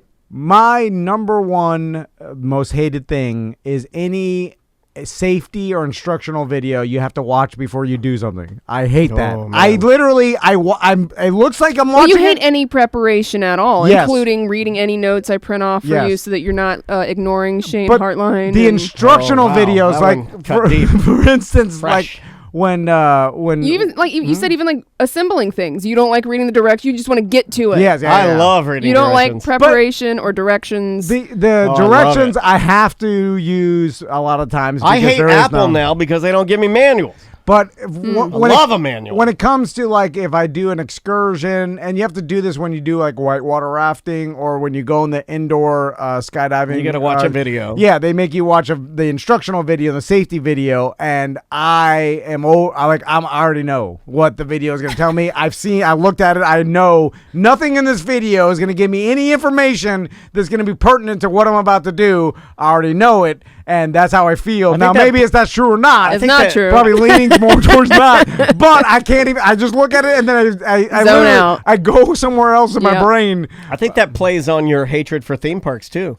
Because they always run yeah. a video and they do a cue line and there's an experience before you get in there. You don't want to be told any of that stuff. You know, when they're on Soarin', when they're like, yeah, put your hats below you, even these little beauties. And he puts the Mickey ears Yeah. in there. You hate that stuff. The first time I went skydiving with Logic Man Andy, I told him, I was like, hey, don't tell me anything about this. Like I did tandem with him. I'm Okay. like, literally give me no instruction. Like he's an instructor and like a highest rated level of skydiver, so he could just rent the tandem pack from the.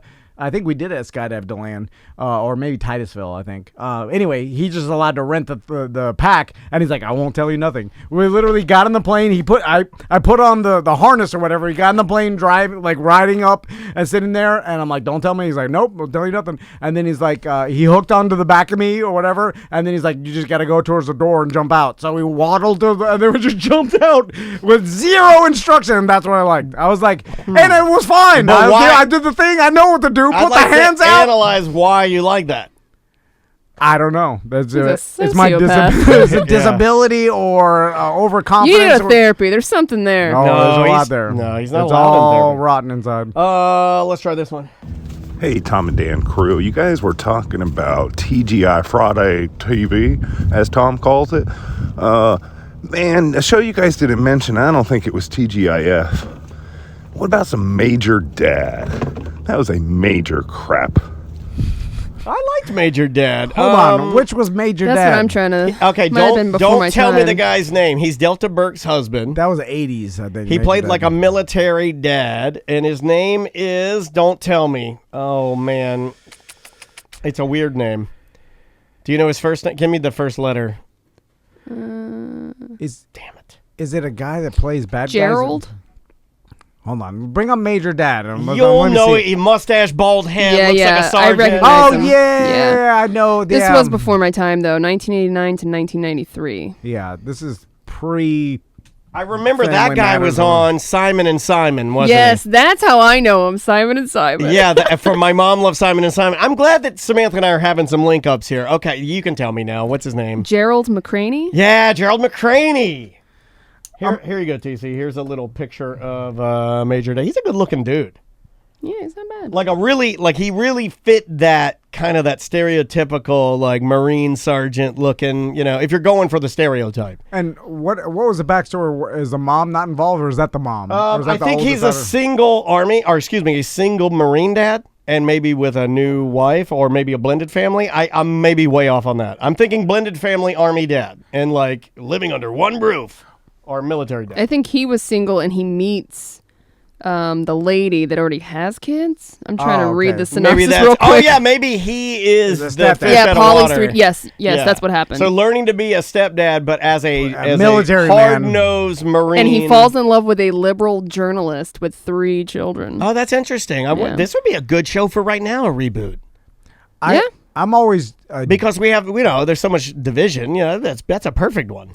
like people that have those real men military dads, like the drill sergeant, I whatever. always wanted that. Yeah. Like Yeah. I don't. I would look at those no dads and I'd look structure. at my dad. I mean, my dad's a little pussy.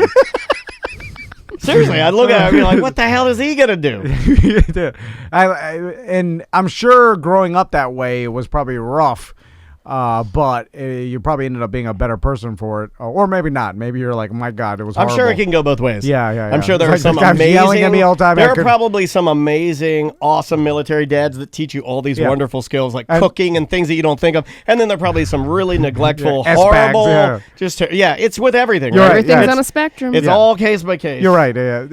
I'm stupid to believe that all the military dads were the ones that I met were major dad. Maybe that's where I'm thinking, like the stereotype of major dad. Think about the Grizz Okay, I guess I'll say as a dad. He's more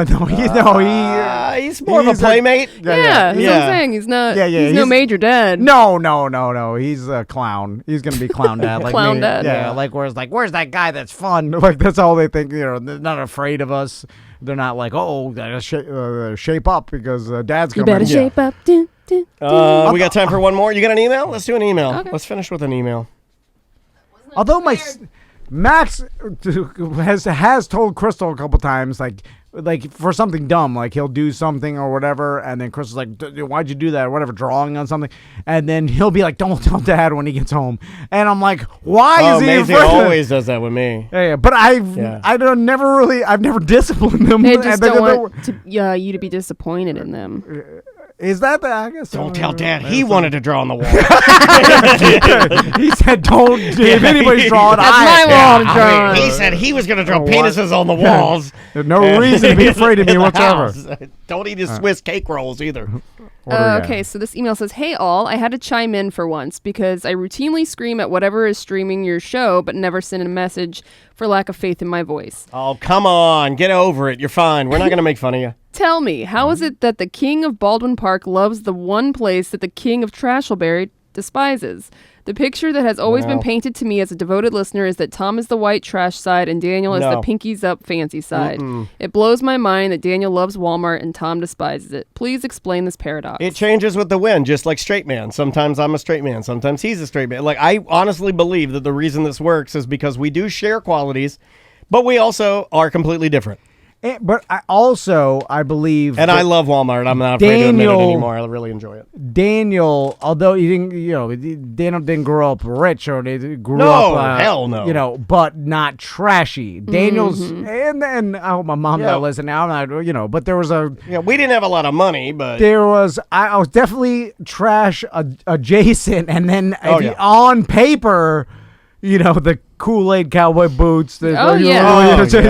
baloney, and I had that, yeah. and then but thick cut Winn-Dixie bologna and teal cowboy boots. But then Daniel was always more like mature and I think talented, motivated, also responsible. Let's say responsible. So he like went right from high school to getting like jobs in radio and stuff like this. Like I just flung out into the world and then just went to straight white trash, like smoking in the house, like Oh, that sounds fun. Though. I'm just trash, and then I'm like, I hate this. I hate everything about this. And like, I hate having to go shop at Walmart. We I hate were being Walmart poor. people, yeah. Like I was like, I get it. Okay, that makes sense. That makes sense. I have a food cart. I like hate this food cart. I hate being poor. I hate this trashiness. I hate smoking. I'm doing it. I'm like, I'm doing it all, but I hate making bad decisions. I hate overdrawing my account. I hate driving around with truck hands. I hate it just reminds us of our more trash because days. Walmart in DeLand, when I would go, like because that's where we get. Like it was never, even with my parents, it never got that stereotype yet. Like it hadn't been labeled yet.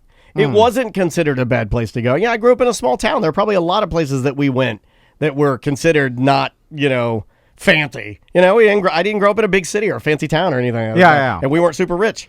So, we were poor to middle class and then middle class. He didn't grow up to despise himself and his surroundings. No. That's where, me and Samantha. It's inner shame. Yeah. We're like, this. And you know what you are. This is horrible, and everything about this is horrible, and the people I associate with, and terrible. And the people, there's all Gotta trash. get the hell out of here. Oh my God, there's trash everywhere. There's trash in my house. It's my fault, but I hate it. I do understand, too, like, because you're being open and honest about who you are. I'm open and honest about who I am. I watch and I like some really trashy stuff like Walmart and QVC and Home Shopping and Jewelry TV and JTV. I watched Precious Gemstones for 2 hours last night while my wife was watching probably, I don't know, the Queen's Gambit for the second time. That's trashy though. That's old Meemaw activity. But most of the Meemaws are in trailers ordering that stuff. I hear when they call in. It's a trashy Meemaw. I hear when they call in, they're like, oh my God, I love your Temptations. This is the second time I've bought. I just had to have your lasagna cover. Yeah. And I'm watching. You're not hearing any socialites on the line calling QVC saying that they bought the latest and greatest in Lock and Lock. I'm never going to get to the point in my life, no matter how successful I get, or I'm like curious to how the other side, like if I go to some place where like, ooh, this is adventurous because this is where poor people are at. I'll be like, this place stinks. Why am I here? I got out of here. All I wanted to do was I dug my way out. I never want to go back. Right. I've been here too much. I'm never going jail back. to you. Yeah, it is. And then I'm like, they're not taking me alive. I'm never going back. It was my poverty jail, and I don't want to ever be reminded of it. I don't want to be there anymore. I strive to just get better than that. I mean, just one notch better Target. At Target, I'm like, I work my way up to Target. But every time I look at my receipt, I'm like, God, it's so expensive. That's true, yeah. And Andrea will buy some stuff that's just crazy expensive. Well, that's the my price battle. you pay Yeah, not to be the way, Sometimes I just want to walk around Walmart. Sometimes I gotta lay with the trash. Yeah, man. sometimes I just want to walk around Walmart and because I ain't quite Target prices. Yeah, Walmart's got some things. I got some special sun chips I can't get other places. I mean, bad decision making, and the divorce and other things that are impending in my life that are inevitable. Oh my God, Christine's just slinging honesty today. She says. I'll get back there. So really, Tom is just midlife crisis age, buying boats, going on trips, and Dan is coming in for a landing. QVC and Walmart. We're not that far apart with the 5 years. Oh, Dan's gonna be a Walmart greeter. Oh man, don't tempt me with a good My time. husband will walk right past you. Bye bye. Welcome back to Corporate Time with Tom and Dan. I'm Tom. I am Dan. I don't think I have Pabone's theme song. Hold on. You hated it anyway. Hold on. I don't even remember what it was. It was the bounce. Oh, okay. I like that one. I'll have to get it. It's on a different computer. Joining us from Parts Unknown is our resident art. I guess he's an artist. He is a graphic designer. For all your art needs, and a damn fine gentleman. It's our good friend, Mr. Pabone. How you doing, Pabone? Oh, thanks, man. I hate to... It always seems like I'm in a bad mood when I call you guys. It's just timing, man. But, December is wearing me down, bud. It's bad. Why? What happened? Man. It's just the holidays. Like, I like working with BDMs. I've gotten really spoiled because they're just cool people to work with. So Right. if I get a commission from a BDM, it's a smooth process. And this time of year, things kind of open up, and I'm just getting the weirdest requests, and it's too close to Christmas, and it's stress crazy. Ugh.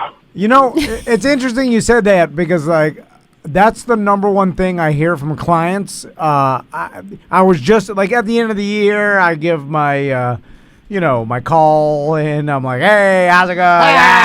this guy. This guy here. You're gonna still pay the thing every month. And you usually do. He'll call and he'll be like, Hell. so, how'd we do? Huh? Yeah.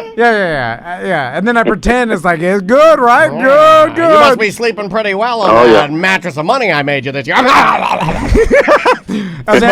Smoke a cigar. And then I listen to see, first, if they even know who I am, because I haven't called them in so long.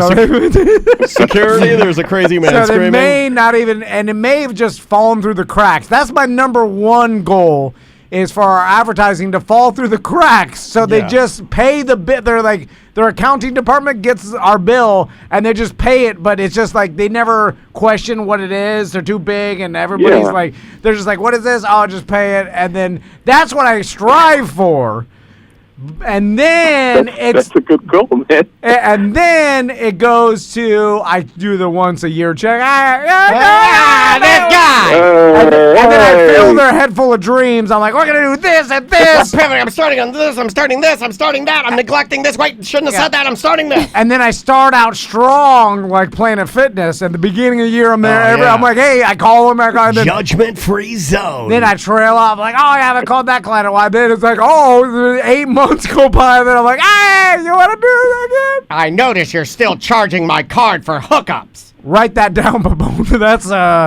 That's Tom Van's sales technique. You can use that in your art business or whatever the hell. So what type I really started off in that. So what type of projects have you been working on in your, as Tom puts it, whatever the hell you do?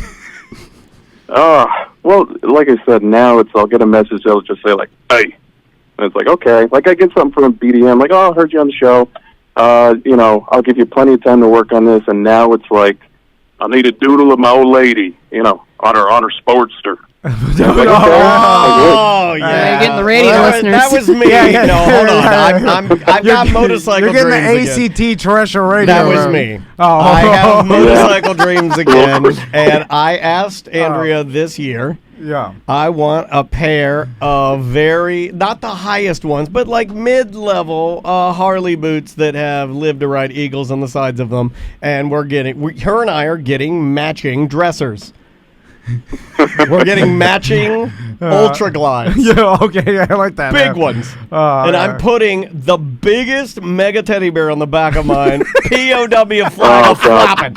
I'm going to have the biggest POW flag. It's not that far off, man. And then your dead bulldog, I got to turn him into a cloud in the sky. Should you be telling this stuff? I feel like it's like almost Hippocratic Oath or something. Personal. Yeah, I feel like you shouldn't be sharing the bulldog in the sky is. You need a booth at Leesburg Bike Fence. Yes! If we pay for it, hey, would you do it if we paid for it and we just call it Draw Your Old Lady? Yeah, you got to give me like a month or two to learn how to airbrush Hanes beefy tees, and I'm in. No, wait, we could get Pabone we could join forces. Pabone joins forces with Pete the Airbrush King. Do you know how to airbrush, Babone? That's a good question. That's a dying art. He just said he needed to learn. You're not listening again. No, damn it! It's happening again. Pabone, do you know Airbrush Pete? No, I don't. Okay, I'm gonna have to. Okay. I'm gonna have to put you into contact with Airbrush Pete. I think he's out at Magic Mall now. Okay, yeah. I'm pretty sure he is. Yeah, because the flea market, I drove by there. Yeah, it's a wasteland. Yeah, it's going to be luxury condos, I feel like. And what's weird is that you could have like the 20th level penthouse in these luxury condos, and then 20 levels down, and then if you dig under the ground, there are elephant bones from where Dondi the elephant died of a toothache at Flea World. And then you walk out on your balcony and fresh air, and then you stare at the Seminole County Courthouse, and you're like, what's going on? It looks like a Juggalo contest. What are they doing? What is happening? Oh, my God. Jinkos are back in. So, Pabone, I want to ask you a question. Speaking of doing horrible projects, I have a project for you. Ooh, bulldog Yes, in sir. the sky as a cloud. And here's where I think we're having the disconnect with, the biker, and then the BDMs are good. They know you, so everybody's cool. But for the layman like I am, when they don't understand art. So, like, for instance, I would like to commission Eric Pabone to do a small, it doesn't have to be long, but comic book where I tell him the story. No. And my sons are the superheroes. They'll love that. You can't afford it. You're going to make him do that much artwork? Yeah, well, that's what I wanted to talk about, because Small would be 2 pages. 2? Yeah, dude, I that's was a thinking- lot of panels. I was That's thinking- a lot of panels. I You mean- obviously don't read comic books. He doesn't read. What Well, doesn't have to comic be books, you're just more looking and less reading. You right? could do doesn't pay attention. big panels if you want to. Well, but then- You can do some big panels. But so I have a problem with determining how much work that is. For instance, it's like if Concrete Mike comes over and he's like, I'm going to pour this concrete slab for you. It's 12 by 8. I got to bring the truck in. I got to wheelbarrow the concrete over here, pour it, and I got to skim the It's top. weird that you use other grifts to explain future grifts. Yeah. It's like the things you've stolen from listeners in the past are now the examples you use to steal things from listeners in the future. So I can do the math where I'm like, all right, concrete truck. Tom Van cannot do the math. That's like $900 if you do a half truck, and then you got to pour it and the labor, and you got to get one of your buddies that needs some money to come over and assist you for the day. I'm doing the math. I'm like a lot of the scraping and a lot of pouring. I'm like $14.50. I'm like I know what a roundabout number should be. Like he's not gonna come in at $300, way too little, and at $8,000. What's your question? What are you trying to do here? I don't know how to price a comic book for my son, so whatever Eric Pabone tells me, I don't know if that's high or low. I don't know what it is. I mean, it's going to be more than probably what I paid for just a picture, and I thought, okay. Yeah. Did I pay okay, Pabone? You paid okay. Yeah. I try to hook you guys up, man. You guys, it's you do so much for me. I like to give you the hookup. So there's the way it usually goes with comic books, which is page rates. So if I got to do pencils, inks, and color on, say, 4 pages, it's reasonable to pay like $100 a page. But you're Tom Van, you know what I mean? We can work something out. You know, I'll say things differently. You've heard it like, obviously you've caught the show before. I am Tom Van. So is that colored? Sometimes I need the listeners to remind me of that. Goddammit, I am Tom Van. Do you color that in? What does that get me? Like they give me a cover page, and then 4 that'll pages. get you a cover page. That'll get you 4 pages and a digital file. You take that to get printed. I'm not going to do all the work for you, my God. Ooh, it's Tommy and Max versus Bedtime Man. I write you the story, give you the gist of it, and then you draw it, and then I want to know the story so I can make fun of your creativity and the secret jokes you have with your sons. Well, no, I mean, I can just make up any story on the fly. No, you got to think it out. It's got to be. Remember, you tell them stories about the doo-doo wizard. Well, okay, so the story's going to be this. There's 2 chipmunks, and they live in a big oak tree that's it looks like the oak tree. I'll send you a picture in front of the house, all right? So, the 2 chipmunks, they live in the oak tree. Have no chance of being Tom. There's 2 chipmunks. I thought it was superheroes. You had they're superhero chipmunks. Because I haven't gotten to that part. Man. You don't understand. You know who smashes a superhero chipmunk? But it's all about the evil witch that lives inside the house. Who's fascinated with her own ass. This witch just can't stop taking pictures of her big green butt. I'm setting the tone. All right. And I'm subliminally. I see what you're doing. Are you one of the chipmunks? What are you? Are you the friendly farmer? What do you think? I'm an idiot? You're the friendly farmer that puts Mexican street corn in the hole for the chipmunks to eat. Oh, yeah. I don't know why I went Mexican street corn. I think I've got it on the brain. I'm hungry. I was talking about it earlier. Yeah, that's exactly where I got it. I'm starved for it. See, now. it's you've seen the movie Inception, right? Yes. You gotta, I have not. You have to plant It's good. Spoilers. the inception. deception. Yeah, And yeah. that's what I'm doing. All And right. that way. I'm sorry. I apologize to you. I should have followed along. There's 2 chipmunks in a knothole, and you are the Because- friendly farmer that feeds them Mexican street corn. Because that's the problem. Because then in the future, when she's telling my son he's a drunk and he didn't, and The witch says that? he's dating his BDMs and he's stealing their money. Like when she tries to poison their mind, they're Well, but gonna that'll be true. Wait, poison their mind by telling them the truth? Yeah, that will be true. Well, yeah, regardless if it's true. I cannot wait. I honestly cannot wait to lay down with a lot of these filthy women that listen to That's our what show. I I cannot wait. I'm I'm laying in their single wide. I'm staring up at the old yellow Yeah. ceiling, and I'm like, well, I gotta go. And I light up a cigarette because I'm back smoking and again. Yeah, of they course. think And I it's- jump in my stolen Volkswagen that I've just defaulted on, and I drive back to not living in Baldwin Park anymore. and they think that I'm gonna be as funny as it's gonna be like the show all the time. I'm gonna be telling them funny Yeah, stories. but you're like, I'm not on the clock. And you're I'm like, miserable let's get this outside. done quick. Yeah, like this guy's just miserable, quiet. Look at me. He just stares at his phone. That's not the one Tom Van I God, I've wanted been to taking too much. I've been taking too many pills. Turn on some pornos. I can get things going. The only way I can work now. Oxycontin makes I'm me sure we could floppy, put that and on 4 Adderall pages. makes me happy. So, but going back to time, Pabone, like that's another thing that I think people undervalue. Oh God, people undervaluing art. So I had like I had an inward burp that no. went in as I was trying to talk. Anyway, No, Not the N-word burp. N-I-N-W-A-R-D. not an inward burp. So I don't think people understand how to even value it because I mean, people do. well, he They just do? did. He's trying to tell Some you. people do. Yeah. well, Yeah. I mean, like I said, the BDMs are a good example. They've never balked at price before, and I try to hook them up too. But, old Sportster dude will be like, I'll pay you $20. You take Venmo, I'll pay you in, 6 to 8 weeks after several gentle reminders from you.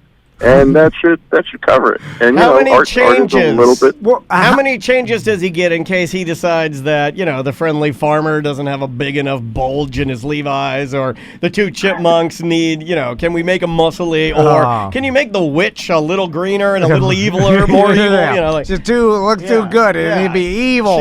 you need to really ugly her up a little bit. Yeah, I'll typically give you 2 rounds of edits before I cut it off. That's important. So you've never purchased these type of things. No, See, I do this no, on Fiverr all the time. Yeah, I don't know what it involves. Tom only buys from big corporations. He doesn't like to know. support Yeah, the small no. businesses. And also, Walmart, though. but how long, Pabone? Because okay, What do you mean, how long? You're already rushing him? well, You haven't even given My him an God. idea. there's a thing that's very hard. So far, all we got is 2 chipmunks and a tree and a witch, It's kind right? of boring. Where's the story? Other professional. Oh, I get to that. There's a whole thing. They're evil, and then the witch's teeth fall out, and that's it. Oh, yeah, they're You're obsessed gonna with do this that. for your It's like children? a pornographic fairy tale. Is this for you or your kids? It's both. It's a both. Why did you become a perverted It's a Italian? You're both. like, it's a both. A squid comes, and you know what happens when squid comes. Oh, yeah. Tentacle Jones on the Jesus street. Christ. So anyway, I don't know I'm how going to get the witch with my tentacles. in the trade world, like they tell you that you're paying for the person's experience. So like you get Right. like an electrician comes over and they're like, hey, it's going to cost this much. And you're like, whoa, why is it so much? If it's only going to take you 45 minutes, like it's going to cost that much, but you're not paying for time. You're paying for his experience. So I'm sure there's something like that in the art world. Obviously, you're paying for the artist's experience and how good of the artist is. But Yeah, time, you have slow artists and quick artists. You don't want to pay for something and by the time you get it, you forget that you bought it. You know what I mean? And that happens sometimes with art. So I work pretty fast. okay, because what would it take you time-wise to draw a 4-page comic book? Because I don't even know. That's a good question, because now we can find out. Yeah, because if you told me 2 hours or if you told me 2 weeks, I'd believe them both. I have no idea how long drawing takes.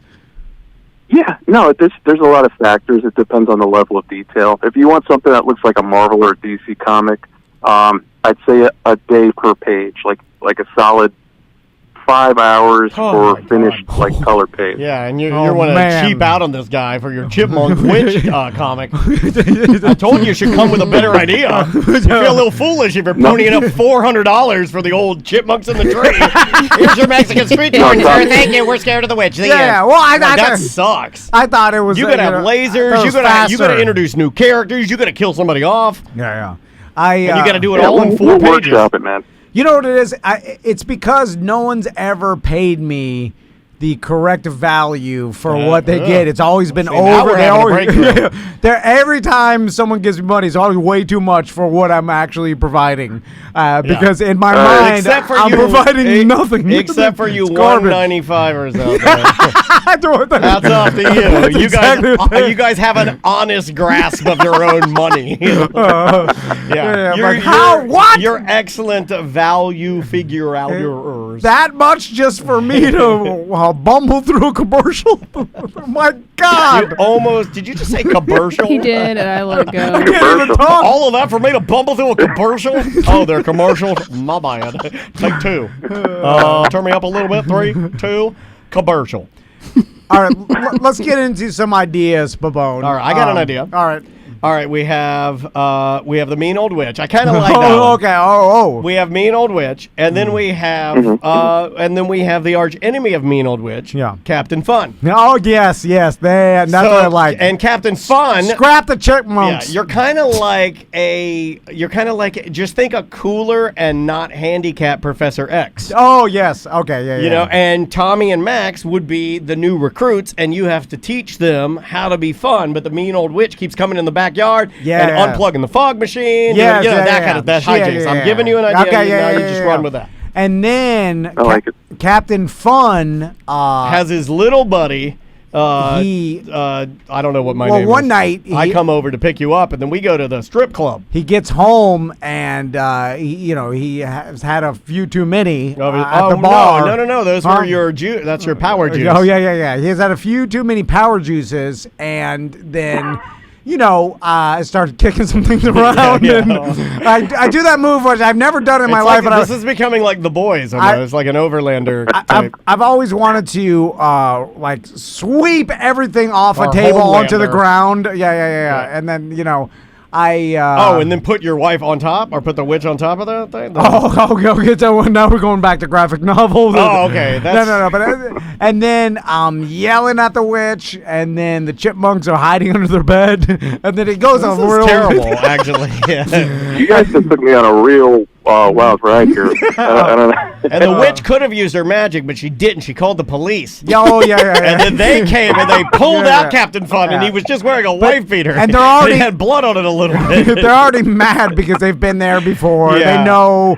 They they've called had multiple they calls. called Captain Fun a frequent flyer, I believe the term they Yeah. used. And then the two chipmunks, they peek out the front window and they see Dad in cuffs sitting on the back of my truck because they always they put down the tailgate. I'm sitting. And then the female cop Yeah. walks over and hands them both dusty teddy bears. The witch shields their eyes with her night coat. Yeah, but then the witch is saying, "Don't arrest him." I love him. I love him. Yeah. I And- shouldn't have called. It's my fault. And then she starts admitting things too. She's like, "I hit him too. That's Yeah. why he hit me." And I'm the one who called. I escalated things. And then the cop is like, "Well, if you admit to hitting each other, I'm gonna have to take you both to jail. Then I'm gonna call DCF." Okay, one of the chipmunks has escaped from the witch and is just now playing Nintendo Switch and doesn't even care. Yeah. Doesn't even care what's happening. Like the family's falling apart, but that it's chipmunk. normal. That's the chipmunk- fat one. The skinny one with glasses. He's crying. Yeah, he's great. The muscular, I prefer Yeah. the thicker one. Okay, whatever. Yeah, Just say whatever you want. THIC. He is playing he's got the big butt, cute butt, and he's playing the Switch. Yeah, He's, he gave up on that. Not a care in the world. He'll be fine. He'll learn chess and be a master. Yeah, he's fine. Yeah, the emotional one, he's going to be wrecked from Look, this. it's only trauma if you stand and watch it. yeah, If you're playing that's what I Nintendo was Switch, saying, yeah. there is some truth to that. Yeah. If you're playing Nintendo Switch and blocking it out, you might be healthier than watching you're right. your dad get tased in the front yard. You know what, kids? It's your fault for looking at it. Like, everybody knows, Wow. just go I'll let my therapist know that today. look at something else. I forgot you have therapy. Why'd you say that? Don't I should have just closed my Don't eyes. say that, 'cause why'd I you think look at it? I think your therapist knows my therapist. Don't say that. I pulled the Jenny and been asked to turn into a bird and fly for Never look at it. Just occupy your time with something else. Okay. And I think we Too figured poor, out. didn't have anything. watching cartoons or something. We may have figured out this week's shirt. It's only trauma if you watch it. Yeah, all right. I But like that. what I is like the that. trauma we're witnessing? Oh, I mean, Samantha could what kind do you want? What kind of trauma you want? Like really, just any random day That's of her not funny and why am I childhood. laughing? It's You whole. want Dad asking you to use your pencil so he can snort coke off? Oh no, that's a new pencil. one. Hold on there. I wasn't Just ready trying for to do that. my homework, Dad. Slow down. Oh, why are you doing your I know homework? math is important, Hey, but I my had to get buzz straight is A's somehow. really Come on, important. why are you doing your homework? Your parents didn't tell you to, did they? I wanted to get out of there, so I made good grades. She could have done coke with her dad, but that doesn't get you out of the, That's the situation. Yeah. That one took a turn. Okay, I guess it could be a pencil with cocaine on it. Straight A's and straight lines. I like that. Oh, man. There you go. We'll do Coke pencil with a young Sam. Like an Abe Lincoln, like to candlelight doing her homework. Okay, well, on that note. Pabon, I got one last question for you about art. Yes, And we did this. I did this drawing I stare at, and I know we're gonna have a professional come in and basically grade grade it, me yeah. or Cadillac Pat's abstract art. But what's your opinion on abstract art? Because I clown it a lot. I don't understand it. And that's probably why. It goes in your category like kid books. You But- don't fully understand children's novels or children's reading books. In the art world, like, okay, Daniel, I'm going to use an analogy of motorcycles, right? All right, yeah. So I guess there's the guy that rides the super bike. What's his name? Rossi. That's a name. Yeah. Like the best super bike rider, like the fastest. Going 280 down the stretch. 100%. And then there's a guy that rides an electric green scooter to. Greenberg Dental. You know what I'm saying? So they're both on a two-wheeled vehicle. See what I'm saying? Yeah. But there's a huge spectrum. Oh, right? yeah. So on the art spectrum, where does abstract artists lie? Do other artists look down on that, or do they not take it seriously, or what is it? What is it? No, I mean, abstract art, for that to appeal to you, you have to be a really emotional cat, right? Like, to look at an image that's not meant to, that's pretty loose, and to glean something from that, you have to be the type of person that, maybe cries over commercials, or like me, I'm a really emotional cat. I cried at an episode of Supergirl in CW, man. So, like, I'm the target audience for trying to find meaning in things And where sometimes I've maybe seen there you aren't necessarily. Yeah, I've seen you throw abstract elements, and even in some of your more intricate designs, almost as I don't know the correct art term, but it almost feels like you use it as just like almost like a tool in your quiver.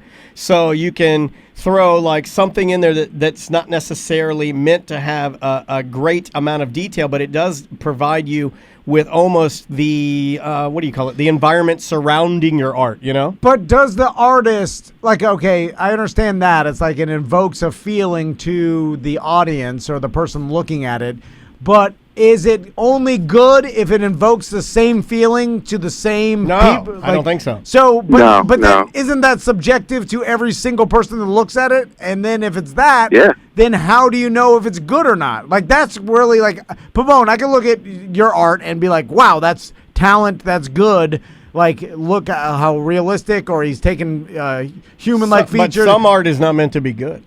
Is that okay? Is Think that about what? that. Okay, is that what it is? Because like the abstract, I can't tell, and that was the whole bit. Like, I did some abstract art, and so did Cadillac Pat, and that was my whole point. Is like, how do you even determine which is better? I kind of feel like Pat was doing what I used to do in my old house, where I just basically converted the garage into a scooter shop. Oh, yeah. And I had all the scooters in there, and I had a scooter lift, and then I would get drunk and stoned and just walk around and just stick stickers everywhere. Okay, yeah. Just because it was so super it wasn't fun. about actually working on your scooter. No, it it was the hanging environment out. of hanging out in the garage. So he's just hanging out in a art studio, but I put that in quotes, and he's not. He's just doing art because that's what he. Yeah, okay, I mean, it's like golf. There are guys that can play golf, and then there are guys that play golf. You know what I mean? Like, Eric, can you look at an abstract painting, two different ones, and actually say whether one's good or bad, or one's better than the other?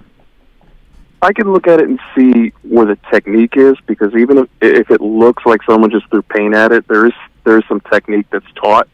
But no, man, it's super subjective. Like I could barf something out on a canvas and someone could look at it and call it life changing. It happens.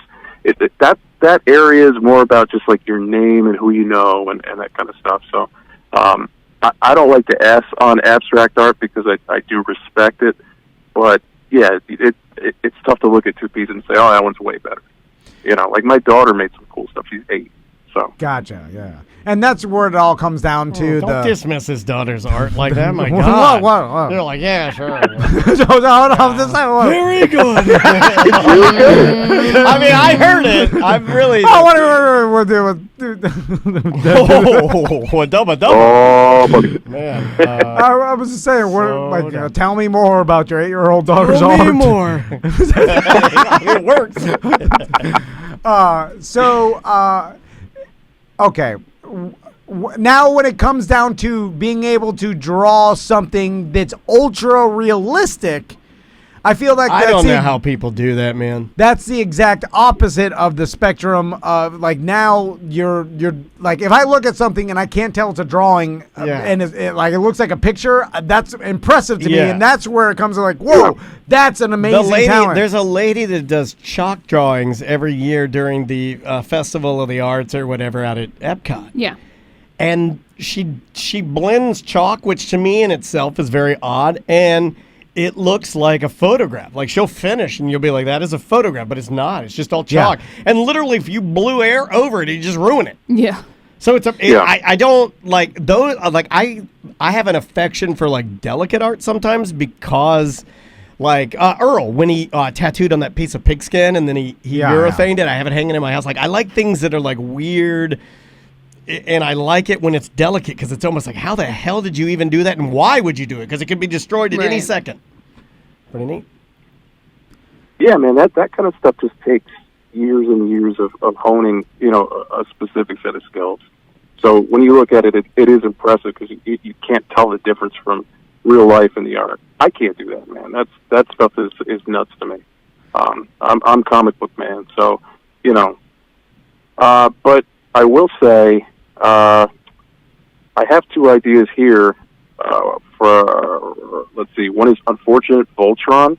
That came from you guys. That was a good one, Unfortunate Voltron. No, what was that one? Our show is Unfortunate Voltron. We are the worst Voltron ever created. Oh, okay, so when we all come together, it makes it worse. Oh, it's bad. It is just... Individually, like if Not I was bad. just... Okay. Yeah, if I was just the... Individually, the best we can do is okay. Yeah, like that's mediocre. A strong robot Except for leg. Sam. Sam can do an okay plus, but that's only because of trauma. No trauma should be a perfect. Yeah. Sorry, it's just the way it happened. The trauma is what made it you a piece of Unfortunate Voltron. Exactly. And you had no choice in that. Yeah. Like my size, no choice in that. Unfortunate. It's very unfortunate. Mine is very unfortunate. It's almost a handicap. I'm starting to lean like with you. That one. Like if you're special needs because of your brain, then I'm handicapped because of my legs. I feel like. And we need to start playing this out. So I've been using my mom's old. I mean, she's passed now, but I've been using her handicap placard. I just decided. All right. And then Butler is just the sword holder. Now their sword's gone. He lost the sword. He lost the sword. What is he? He's the scare. What is that thing called? The sheath. Yeah, he's just a sheath. Yeah, he's hotboxed his rhinoceros he arm would just or whatever. Forget to show up. Like if we're all like Forma, Voltron, and he'd be like, "What time are we all meeting to put our parts together, dudes?" Unfortunate Voltron has one small arm. Curly Q, like the Yin Yang Twins. Yeah, he's got a Yin Yang Twins arm. And then wait a minute, is that my car because I'm smaller? I'm in the French fry you're arm. The small arm I don't of the be in the French fry arm. And then my wife calls it a curly fry arm, and I said that's the nastiest thing you've ever said about somebody. I'm Unfortunate Voltron's big, thick shoe because he's got one leg shorter than the other. He's got the thick shoe. Yeah, you're in his what is that called? Corrective boot. Yeah. It's no. You see those people every once in a while. They're the sole of their shoe. First, the shoe is just a regular black no name shoe. But they never fix their leg. They're always like, well, my leg is full 4 inches shorter. My right leg is 4 inches Yeah. shorter than my left leg. So I'm just going to get the biggest black leather nurse's shoe, Velcro, that I can find. And then I'm going to get a cobbler to take black foam, and I'm going to have It's him a platform. Rick James platform the bottom of it. Yeah. It's like a Is that what that is when you see that big Yeah, black, like yeah. Frankenstein? Yeah. Okay, The all one right. leg is shorter than the other. And then if you really stare Oh, at my them, God. they'll walk with a little bit of a limp. Ah. And then I like to walk up right next to him and be like, I can see you limping. yeah. No, I'm kidding. My dad had that. It was just 1 inch, though. His right leg was one, and he'd have to build up the heel of his shoes. Unfortunate Voltron has their eyes too close together because yeah. we know Oh, you no. see every once in a while you'll see a person, you're like, their eyes are just a little too close, and that's unfortunate. I have a hard time and talking you can't to do this. nothing I'm about that. I'm an eye talker. yeah. Like, I stare into people's eyes when I'm talking to them, and it might be weird. I think Samantha's finally gotten used to it. I know it probably weirded you out at first, but now we can't talk to each other unless we just look into each other's eyes. Yeah. Now I think, Sam, you gotten used to it, Yeah. right? But I'm an Normally, I don't make eye contact with Yeah, people. I'm an eye a paranoid talker, person. but Yeah. when I find a close eyes, Oh, it's yeah. very difficult for me to maintain Yeah, focus. you're like, oh my God, you can see out the nose hole of your sunglasses. Unfortunate Voltron. Oh no! I gotta get out of here. All right, Pabone. Where can people go if they want to commission some art? I know you're super busy, but you got time to do any pieces before Christmas?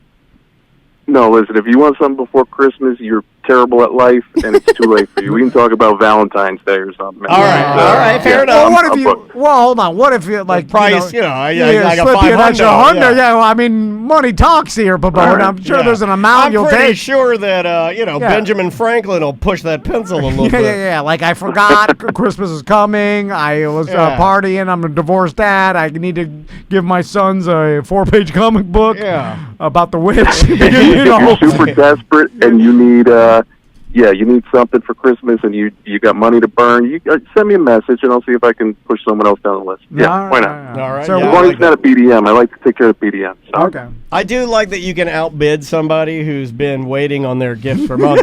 I do enjoy that. Yeah. Well, that's business, Yeah. baby. I also like you. I also like you yelling in a high pitched voice. That's business, baby. That might be my favorite thing you've ever done. I am happening? so happy right now. Like I've never been more happy with you as a business partner. You need to keep yelling. It's business, baby. I love it. All right, Pabone. Well, we love you, man. Happy holidays. I don't think we'll talk to you again before the end of the year. So have a great one, and just let us know what you come up with. Okay. You got it, guys. Thanks for having me. All right, dude. Take care. See ya. See ya. If you're a Tom and Dan fan, you probably are if you're listening, but you can go to artofericpabone.threadless.com, and there's quite a few Tom and Dan designs on there, too. Oh, yeah. All the shirts that I promised that we do, and I've just forgot. We never done any of them, that yeah. I fell through the cracks. We have some great designs for he- next year, though, that'll be slightly dated. Yeah. he's, But you'll love them. Some people already have them. Yeah, they Oh, buy 'em yeah, anyway. yeah. So all the, like the sticker designs, Eric Pabone can make shirts out of all those. So you can buy them directly from him. Yeah, support local artists and good friends of the show. Do we want to? Yeah, let's take a break. Yeah. Bye-bye. Welcome back to A Corporate Time with Tom and Dan. I'm Dan. I'm Tom. Samantha and Butler are here. Let's do some emails. Sam, what you got on the papers? Real quick, Oh! we're doing a promotion with Secured Roofing and Restoration.com.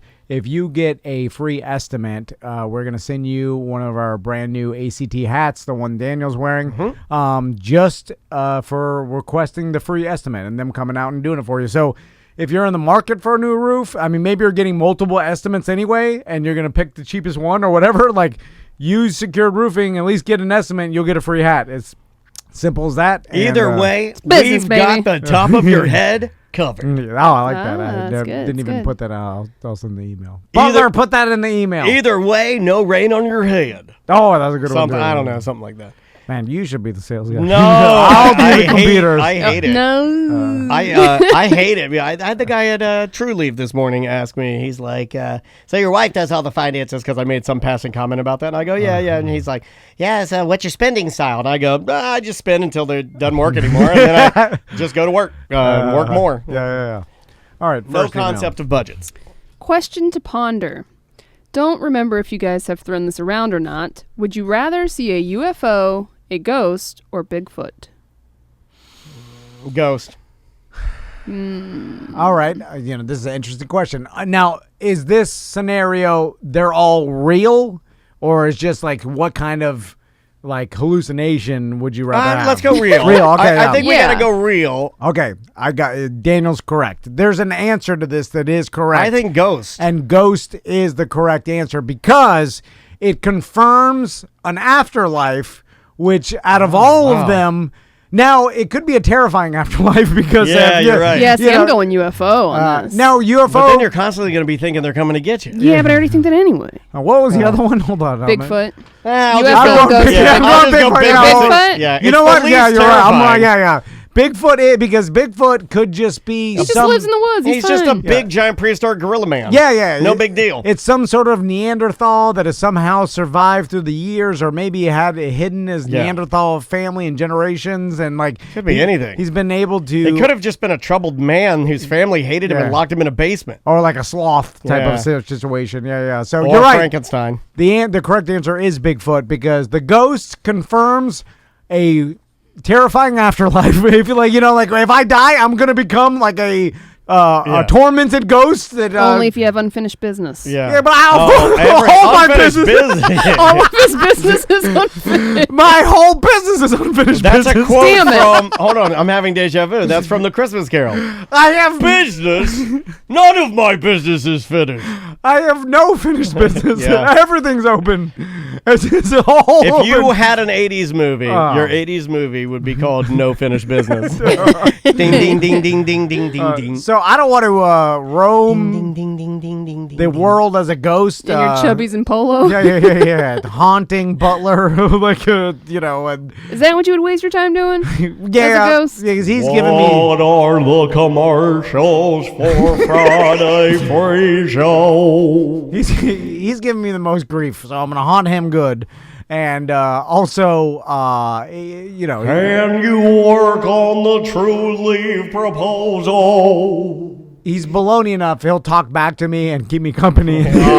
So he won't be scared. He'll be like so high. He'll just be talking to me. Hey, Ghost, what's up? Yeah. Walter. And he'll be telling me the same stories that he tells me every day, every morning, long-winded. You zone him out. Hey, here Howard Stern resigned. 5 years, $120 million Oh my a year. God! The other. Here, the Boy Scouts got more pedophiles in the Boy Scouts than ever before. It's like 200,000 pedophiles. Right? The other day, he was telling me about how he wanted to take a dowel rod and sharpen it into a He's spike. making it into a spike because he's making a stormtrooper on a spike from The Mandalorian. And it takes all my energy to try to come up with some ideas. Like, all right, maybe you use a skill saw. I'm like, oh God! I saw you doing that. I'm trying to be nice, but I can't do it anymore. You were doing it, though. You were My like, God, the spike! I don't care about your spike. It's a baby spike for some baby toy. Baby spike. If you were making it for a movie or something, it would be more like. He's trying to start a small business with Red Coat Media. That's another thing too. Red Coat Star Wars props. And he's like, maybe I'm gonna start making these and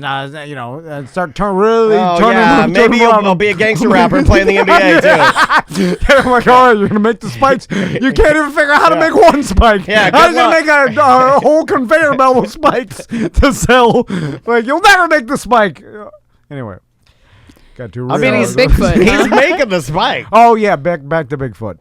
So Bigfoot less scary. Aliens, you're like, if you see an alien, you're like, they're gonna come back eventually and Well, into the spaceship world. is not as scary as Alien, right? They didn't. Yeah, they just said UFO. Didn't say Yeah. alien. See, UFO you can be like, You can be like, shooting ooh, that's star. a military or- thing that we Yeah. don't know about. No, or- but in the question, I think it implies that it's an actual alien. It doesn't mean like you just saw They didn't unidentified. specify.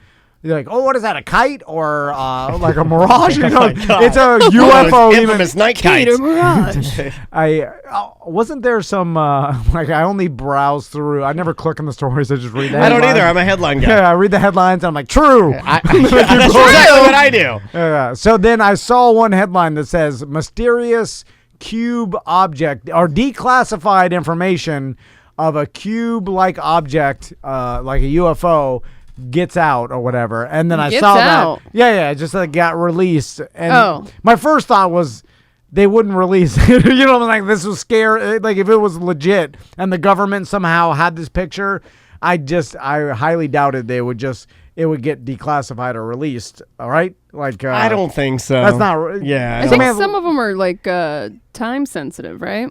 Well, you're supposed it wasn't the JFK assassination papers. Yeah. There was supposed to be more but I think released. they I think redacted a lot of it or something. Yeah. What am I looking for? Cube. When anybody says, unidentified cube. when anybody says cube, I think of Rubik's cube, and when anybody says Rubik's cube, I instantly change it to Rubik's pubes or Pubik's cube. I like Pubik's cube. Okay.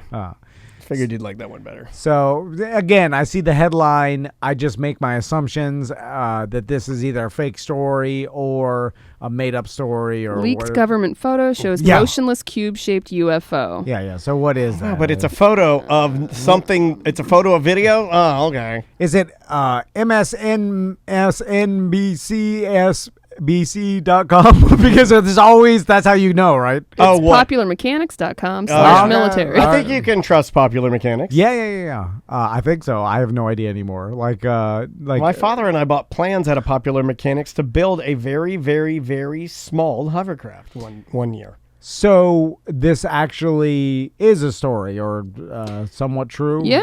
I mean, I'm reading up on it now, but it says the photo has been circulating among U.S. intelligence agencies, which shows to appear the unidentified aerial phenomena, the Pentagon's term for unidentified flying objects.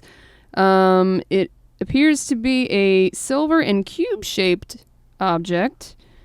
Report from the debrief, which first shared the image. The leaked photo dates back to 2018. Is this why we're getting all those monoliths? This came out 22 hours ago. Is this why we're getting all those monoliths everywhere? Is you got copycat people that, I mean, we're seeing a lot of space stuff right now. Remember when vampires, sometimes it's vampires, and then sometimes it's Scientologists, and sometimes it's pedophiles. Pedophiles were real big a couple years ago. Right now, it's Heaven's Gate.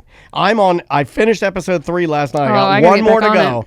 I got one more to go. I got the big finale of them, I guess drinking the Nikes. They took some. I guess they took a really big barbiturate. At least I haven't finished it. Like a bunch of milligrams of Xanax or something. Supposedly, and that's how they floated. This. Have you watched any of this? No. Dude, the third episode, it has a part in it where, and I'm not going to, no spoilers, but it has a part in it where there is something described where, if you know my dad and know me, I start to get gaggy. Like nauseous. Really? And I had to put my face in a pillow. All right. Ooh. I'll have to watch it. Bye-bye. Welcome back to A Corporate Time with Tom and Dan. I'm Tom. I am Dan, Samantha, and Butler here. We have limited time for this little bitty segment before we continue, but you had some questions. I'm watching that Heaven's Gate documentary. Yeah. It's on HBO? I believe it's so. HBO. Okay. Yeah. It's a CNN production. So I know the gist of it, and we know the ending and the Nikes and all that, and the Hale-Bopp comet, but that's all I know. What was the cult? Like, how did it start? Simply, or what were they into? Aliens. Very Is simple. it all aliens? They want to ascend to the next level. They keep saying next level, next level. Was there one leader that was? Yes, there two. Yeah, but like a duo. Yeah, but the lady was the main kind of the matriarch. She was the brain, and he was the mouth. Yeah, basically. and so they work together. I won't tell you anything about that part, but I will say it's very much like Christianity, but switch out Jesus and God for aliens. Mm-hmm. And it's basically the same thing. And you just want to leave your vehicle, which is your body. Yeah. They hated their bodies. Like, their bodies to them are human bodies. It's just a vessel. Disgusting. It's gross. I'm in it, but I'm only in it to learn enough so I can ascend to the next level and become that superhuman alien. And that's it.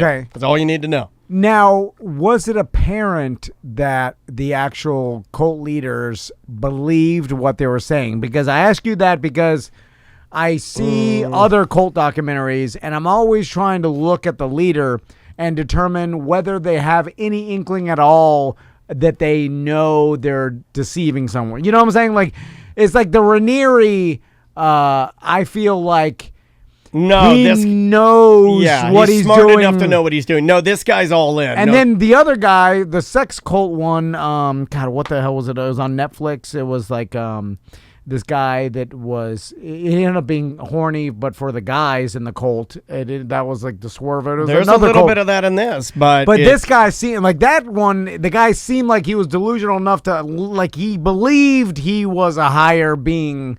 And so I'm always curious. Yeah, this guy and the woman, the two of them, like, believed they gave me no doubt to believe that they weren't. In and fact, they're not the like guy, other ones where like let's say like the Nexium or like even Scientology, like there's a money making aspect there. This is like leave all your possessions. We're all gonna live together with the same basic things. Yeah, like, this seems pretty. It's very like, hippie-esque. Yeah, this seems very much like. I mean, but you can draw parallels to like even regular, and I use regular as a term of endearment. Regular religion, like it's very, very similar.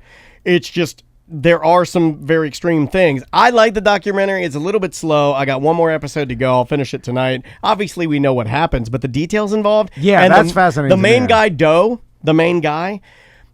You watch it and you tell me if you think he's not all in, because the guy is. First of all, he was an actor though. So it almost leads you to believe like that a band leader or something for like the University of Alabama or something. like, I can't remember. He was but a performer and he's a gay man and a thespian and and in control of his words. Very he did seem a little off. Though. Extremely articulate. Very you could tell he's smart. At the end of the day, he did prove to me in the ultimate way that he believed what he was saying. Right. I was like, Oh all right. yeah, he went through. Well, there's some other things. things. Like, all right, buddy, I guess you did believe it because. But there's more than that. Like even the death thing. After you look at some of these other things, like the whole documentary, even the death thing, it's like.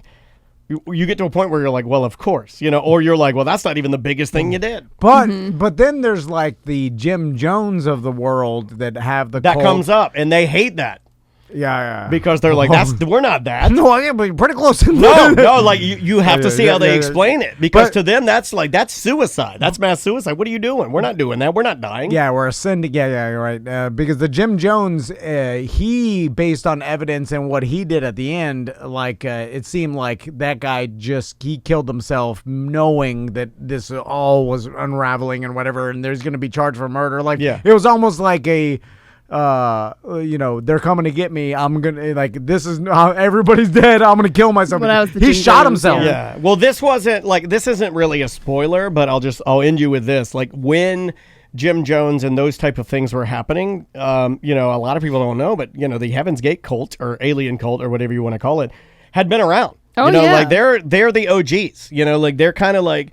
And I don't want to spoil it, but it's funny how they. They lived as a cult for years before the suicide. They see that news though of like Jim Jones and stuff like that, and then they're like that's not us. They're adamantly that's not us. But then they start thinking like, well, if our goal is to get out of these vehicles or these vessels or these bodies that we hate, how do we do that? Maybe we need to weaponize ourselves and then have the government take us out. That's what we want anyway. Like that's just I'll leave you with that. Like they start to get the paranoia.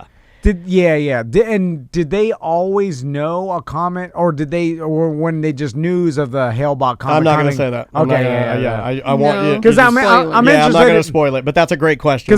You obviously need to watch this because you have correct questions. Because I'm just wondering if the leaders had always thought in the long term what's the end game, and then thought if a comet ever comes that must be the sign, or if they just saw the news a comet's coming and they're like that's the sign. I'm always wondering if it's if they knew, or... The ending of this one was really, really, really, really surprising. And I will not give a spoiler, but I finished the third episode, and what happens at the very end of that, because they have former members and people they talk to. Yeah. It's amazing the amount of video that they have, like whole movies and stuff. It's really creepy.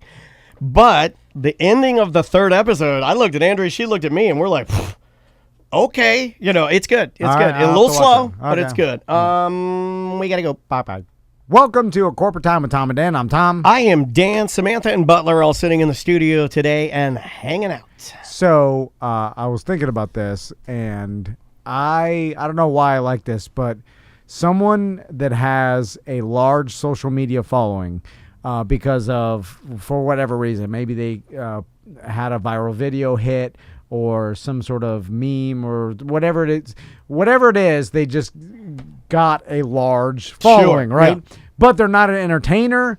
There's no really reason for them to promote on their promote their business or something. Sure. So it's they have this large following, but they don't know what to do with it. They don't monetize it. They just now. Does it matter how they've garnered the following? Well, it's usually by accident. Like they just put out a viral video, or they I'm sure. whatever. Here's a great example. And then people just started following them. Here's a good example. Super dated, but I think it's a good example. Like Charlie Bit My Finger. Yes. You know, dated video, I understand, but I'm just saying that those people, I don't think when they put it out, thought that video would just go bananas, right? Yeah. Right. And then instantly they've got on YouTube, let's say 1 million followers and 3 videos. Yes, You know, yeah. 2 of them playing in the snow, 1 of a finger bite. I think they went full bore on trying to make. They did. You know, and they failed. I think. It didn't they work. Charlie Bit My Finger So, too. so and that's a little different. That's like, oh, you Lost in New York. You went viral, and then you went for it, trying to make a business out of it. Right. So what got me thinking about this is Butler's brother has this with TikTok, and we talk about this every once in a He's while. a funny man. So first, can you plug your brother's TikTok account? Does he want more followers? Yeah, sure. It's at coolestdad78. At coolest dad. Okay, Let's see what's on. Yeah, let's go on there. So he doesn't have a massive following, but he has an outrageous amount of likes on a bunch of his videos. Like I think 1 million on one of them. So okay, 5 million actually. So he was no okay. Oh, we're gonna go in there and look. Got him. And so but he's got multiple. It's not just one. I know he got that. Well, he's got a couple. He's got one that has 5.4 million. The one with my mom has 10.9 thousand.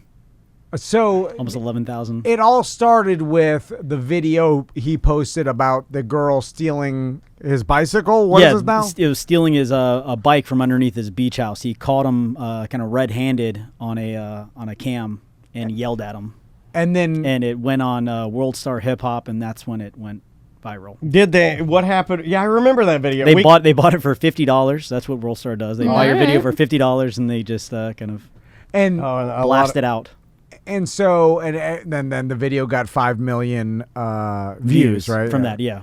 And what is let's go to the girl stealing the bike swears, video. I believe. Oh, okay. Because he's yelling at her through the... Also, I can go back to the old one here. I mean, I can show the video. Oh, there's a video of him dancing with 2 girls. What is this? I think it's my niece and like one of her friends, yeah. And you got a guy mowing in the rain or the snow. Your brother really doesn't benefit off of a bunch of social media views. Like his business has nothing to do with he's just hamming it up. Yeah. So he had. Yeah, I'm sure you've talked to him about this. So now he's got more followers than he should have probably on TikTok because he's just a regular coolest dad 78. But does he get excited? Or is he looking for the next viral video? Oh yeah, he's trying. This is our culture now, Tom. I'm surprised you don't know this already. Oh, he's hamming for the next Charlie Bit His Finger. What did you want to do with your Drunky the Bear videos and your... Well, I want to sell them for money. Did you think you were going to be rich off of counterparts? At the time, I was an idiot. You sold one. Still, I am an idiot. Or you sold one to Junk and Media. I mean, what did you get paid for that? You must have got like 0. 20. Okay. Oh. Now, but... That's not good. I mean, you could have got $50 from World Star. I should say I'm still waiting for the check. I don't know for certain what I signed or what the deal was. What if they're the true owners of this company? I'm just saying that I don't know if I've ever been in the mentality of like, hey, I want to release a video to go viral just for the S and giggles of it to see if because I don't know because I'd want it to go viral to promote the show or for us to get more BDM. Yeah, we did a video that got tens of millions of views. It did. I mean, it got us some. It got us some exposure. I can't say it didn't get us any. Well, yeah, because of the show. It wasn't as popular. It would be better now if that video hit now. Because people know social media better, I feel like they'd navigate it better. Like, I was having to explain to people where you could find it when we did it. And that was almost like 8 years ago. We had no way of determining where there was art. The people just steal it. It was also the Wild West where nowadays you have to have permission from all parties. The person that actually made the video before you use it on the show. I think some of the bigger shows, like I don't think the Tonight Show even asked us, right? No, they didn't. Because then isn't that crazy? It's all over the place. So your brother, so now he's got this TikTok and he's putting out videos. Does he even think to himself? Because I'm also wondering, like, hey, I'm gonna put this because this will go viral. Like, or does he go back to like, hey, I'm gonna put more cameras around my house and then put out stuff for people to steal so I can videotape them? They try to replicate I think it he just anyway? has the one stealing video. Yeah, just the Everything one else is stealing, and it's different. all like just organic He's stuff got that he's just somebody posting. chugging out of a golf club. I feel like he needs to stick to stealing. I don't know. Maybe we should talk to him about the business. He's of rapping to a Tribe Called Quest. social That's media. pretty cool. Well, hold on, you got to stick to what There's a made picture you famous, there's right? a picture of him on a golf course holding golf balls, and it says "itchy balls." No, That's Yeah. classic. The same sense of humor. Coolest about, like- dad. Yeah, I like that one. yeah. Then that does fit the coolest dad. He was brand. a PGA professional. Yeah, Was I he? think that's Yeah. cool. I He think wasn't a that's- touring pro, but he was a PGA professional. And the other people that have like big social media followings, but I guess it's not actually a following. He's just got a bunch of views on a video. Like his actual TikTok following is what? How many? He has 353 following, 8,200. Oh, he's following 353 people. He has 8,206 followers, That's a lot, right? and he has 977,000 likes.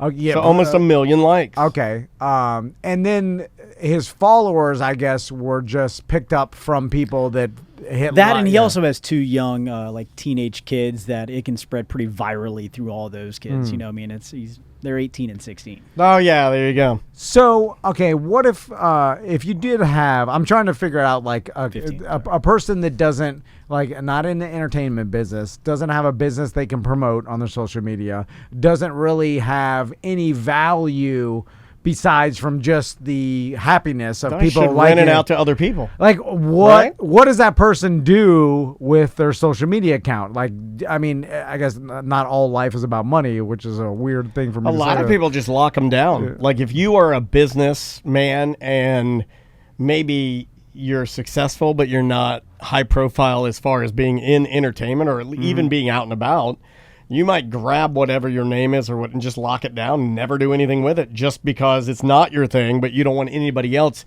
kind of screwing up your message or representing you or making you look bad. Yeah, I'm just talking about like just having a bunch of followers for really not. I guess. EJ went to his business luncheon today. We were talking about that earlier in the Twitch chat room. He just said the luncheon gave him instant diarrhea.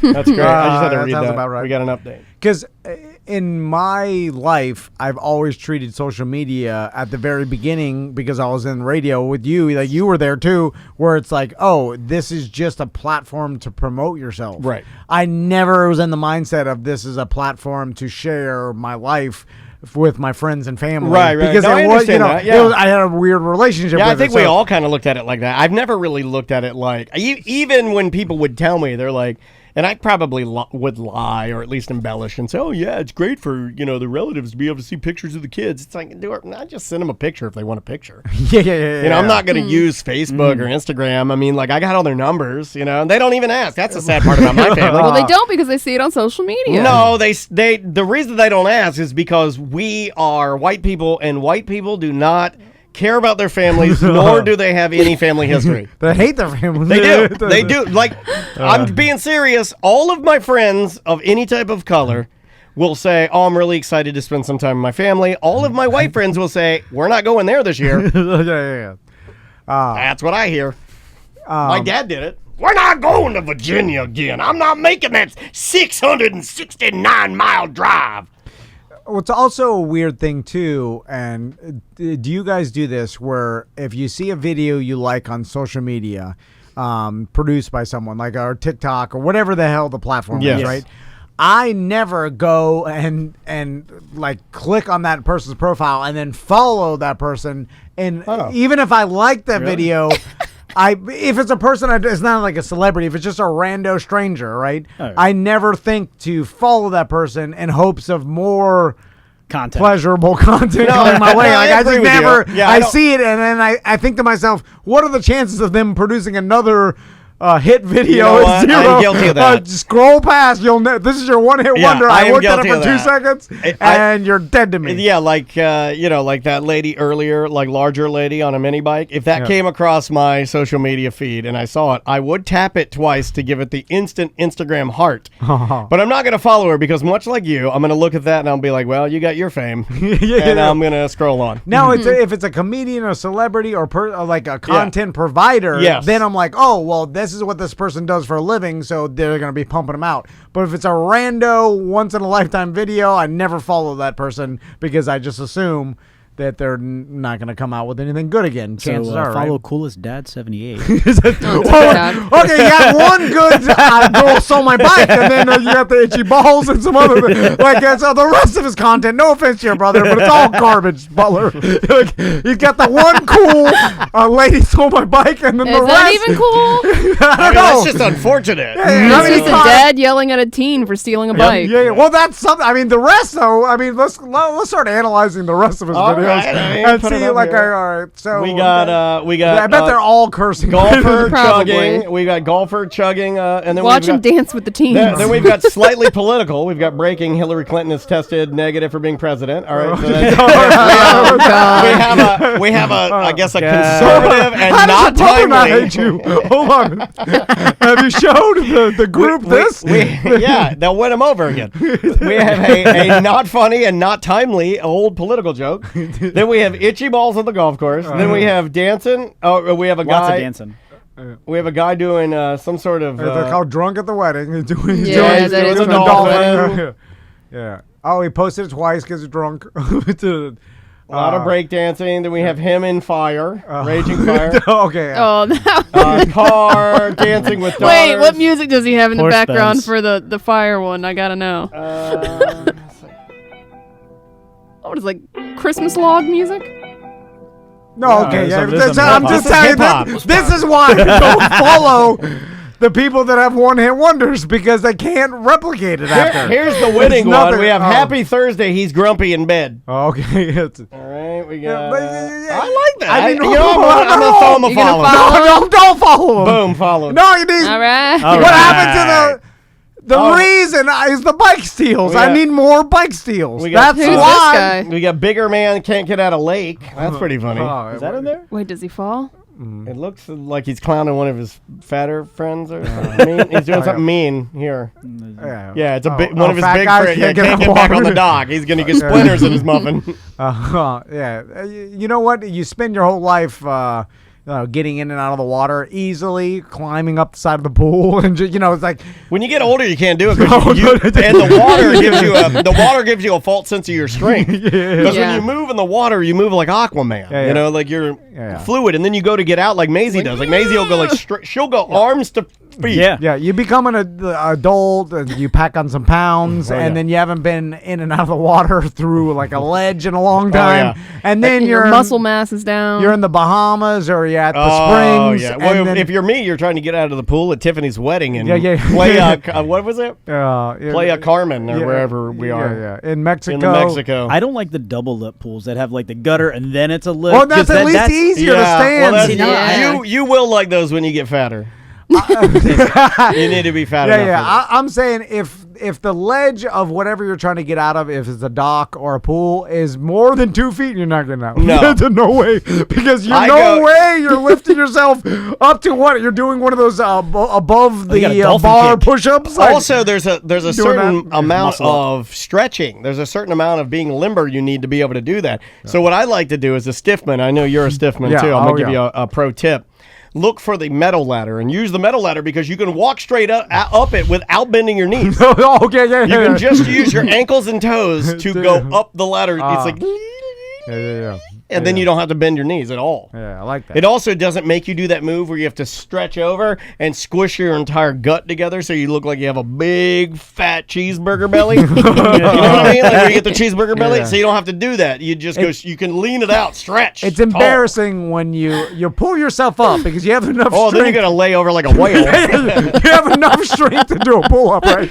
But roll out. But you're only getting about Roll chin out. high, Yeah. and then you're like, Roll out. like there is no way for me. I'm holding onto the ledge. I got my chin up, right? How am I going to get the rest of my body? No way I'm doing like using just my arms. So then you go for the kick out. But you're not. But you're stiff. So it's a straight leg kick. So then you try to get your one foot on, and then you look like Woody from Toy Story trying to climb in the back of a car or something. Gotta get back in this Pizza Planet van. And then you're like, if only I could roll my muffin out of here. Yeah. That's the way. Can't do it. Embarrassing. This is the way. Yeah, it is absolutely embarrassing. Oh man, I haven't been to a community pool in a long time. You want to go to mine? Yeah, COVID crazy. No, I'm kidding. No, it's not. Nobody uses it anymore. Yeah. It's back open. It's fine now. We go. But nobody uses it. It's sad. Oh. It's really sad. No, it's chilly dude, right it's a now. heated pool. Okay, I got Still too something. cold. Oh, Getting out. It's Don't do it. awesome inside of it, man. It's awesome. You know what I've always wanted, and I've never had the balls to buy. And if anybody's looking for a Christmas present for old Tom Van, this is Wait a minute. Maybe Wait a I'm minute, in the we're buying you market. Christmas presents? I'm in the market for a Christmas Yeah. gift for old Tom Van. I'm getting all of you guys something. Don't feel obligated. So- it's just going to be a handwritten letter. I have always wanted since I bought my You're gonna house. throw it away. And for some odd reason, my house, my pool came with two silver like loops where this would go, and I'm not sure why, because usually in a community pool, but I want the floaty barrier between the shallow and deep end. Why? Oh, with yeah, with yeah. the No, foam that's a barrels. Richmond's dream. Yeah. But why? I can make it with some 2-liter Mountain Dew bottles. No, you No. can buy Spring. one, Butler. No. You can buy a floaty barrier. They're expensive. They and- probably are. And my pool is already pre-rigged for the two metal hooks. I Yeah, can I hook like both that. sides, and And then you have to swim under it to get to the adult section. Yeah. or I can hang out on it. I don't know. The floaty barrier to me is no, like don't hang on the rope. No, that's a No, lifeguard it's his rule. rope. it just it's like Why would anybody want that? it's like a peacock. It shows you're fancy. Yeah, it's like guys that Guess wear. what? But your pool's like 10 feet long. That Yeah, net's why- not why telling do me I- you're fancy when I look over at mildew corner. It is proven that is the Pharrell hat of pool accessories. You know, like it's not necessary, but when people see it, they're like, "Oh, you got a floaty rope." I would be very impressed if you had a pool floaty rope. Let me ask you this, It's annoying to because me. You've never seen his pool. You don't even know what you're have calling seen his annoying. pool. I've been told that this around was it. for two different reasons, and you tell me what you believe. I thought it was for blind people. Well, that's a different. I didn't even hear that one. I seriously, I thought it was like they're just going along and they're yep, that's the floaty rope. I'll go this way. So the first reason I heard it was it's an insurance thing, and it's so that people can know where the pool gets deep, so that people that can't swim can stay in the shallow Okay, end, and all they don't right. accidentally wander into the deep end and High drown. up. Okay. So insurance companies require, like, if you're a community pool, if this is a apartment pool, add a floaty rope, please. and then the second reason I've heard is it's to block actual pool floats from floating into The swimming lanes. the shallow end, I guess, because pool floats are for the deep end, so that It's a pool organizer. I yeah, like yeah, that. So yeah. it keeps all the pool floats from Wait, who floating. says in the pool floats are for the deep end and not the shallow end? Well, Well, why do you hold need a on. raft Yeah, for the you just- shallow yeah, end? you It's stay just in a the shallow. lounge. It's just a lounge. No, Yeah. but you lounge in the deep end. It's Yeah. better lounging if you know there's deep I don't underneath know it. about this. Cooler I water think, in the deep center end, better stand. lounge. If I'm going to lounge in the shallow end, I'll just put it on the deck. Okay, raise your- Why do you even need the pool? Not to help you out, but raise your hand if you own a pool. I do. Okay, you were a little slow on that, but I'll give it to you. I had to Because do he the math. barely was The listening. correct answer was yes. In fact, you do own a pool. That's me. Yes. You have I'm Butler trying to tell me about pools. I'm just saying. And I got Samantha chiming in. She Well, she I used knows to be a what she's lifeguard. talking I know. about. Of God. course you are. Yeah. How many kids died on your watch? Oh my God! I saved 2. So how dare you? Did you save 2 or Pulled did them you out. cause Two 2 drowning. near deaths? Because there's different ways of looking at it. If it was your lack of whistleblowing that caused the kids to fall in the pool to begin with, because you're looking Oh around yeah, studying- like you're saving somebody that you should have saved a long time ago. Yeah. Okay. We just got to see if they can fight it off first. Once they give up hope, then you jump in. Like if you cause the accident and then save the lives, then you're no hero. still the hero. Yeah. No, you're not. They They wouldn't be in this survive. situation if it wasn't for you to begin with. If at any point during your tenure as a lifeguard you have to look at your superior and say, "It's my mess. I'll clean it up," then yeah. I mean, this is a 30 Rock joke, but it's like Captain Sully Sullenberger. he hit the birds to begin with that caused the crash. So, it's a little bit his fault.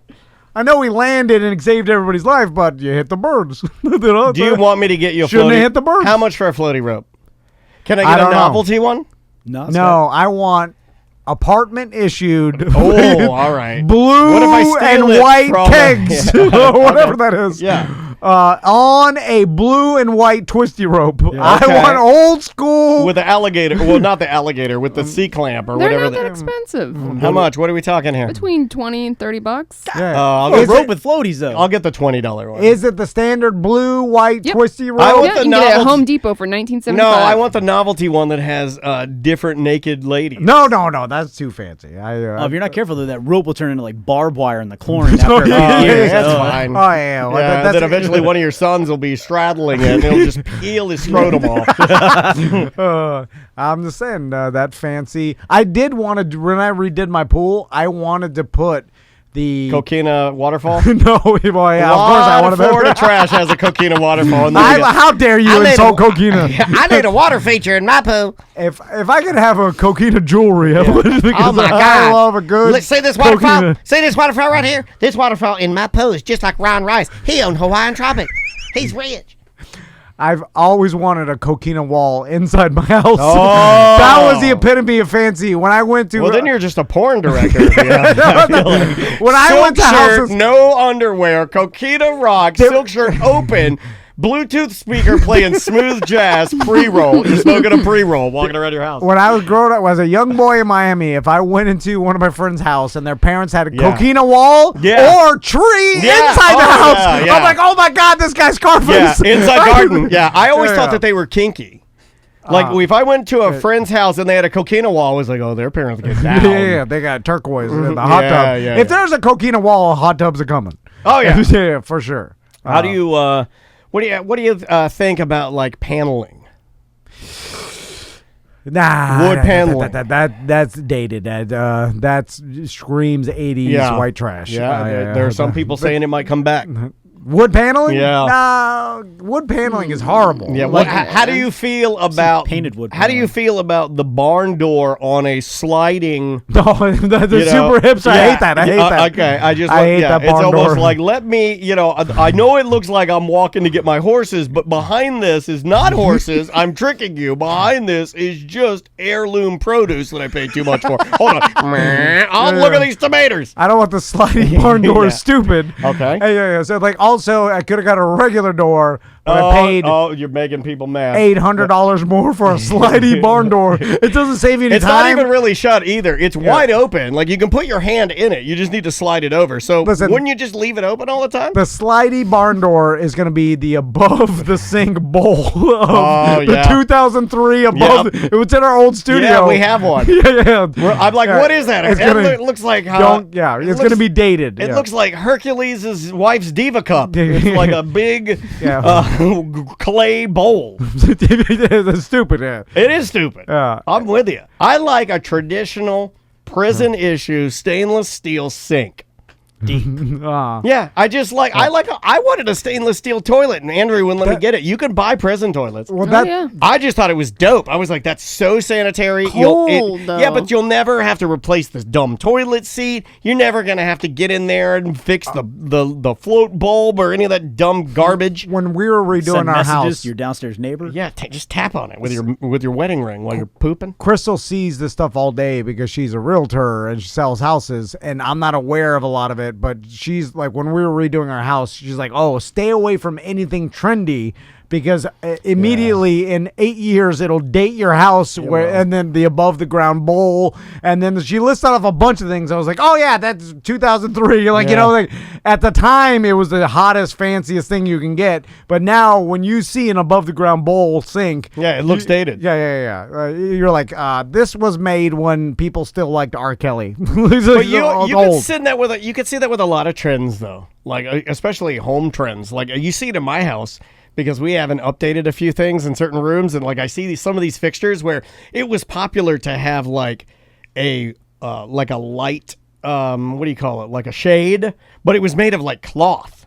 Oh, the old cloth. Like, oh God, yuck. I'm like, who are you, my grandma? I don't need an old cloth shade. But then there's certain, like, if you have it long enough, it becomes cool again because it's retro or whatever. Like I told you, Turkey Leg down in Miami, his neighbor she recently passed away and she was like 95 or something.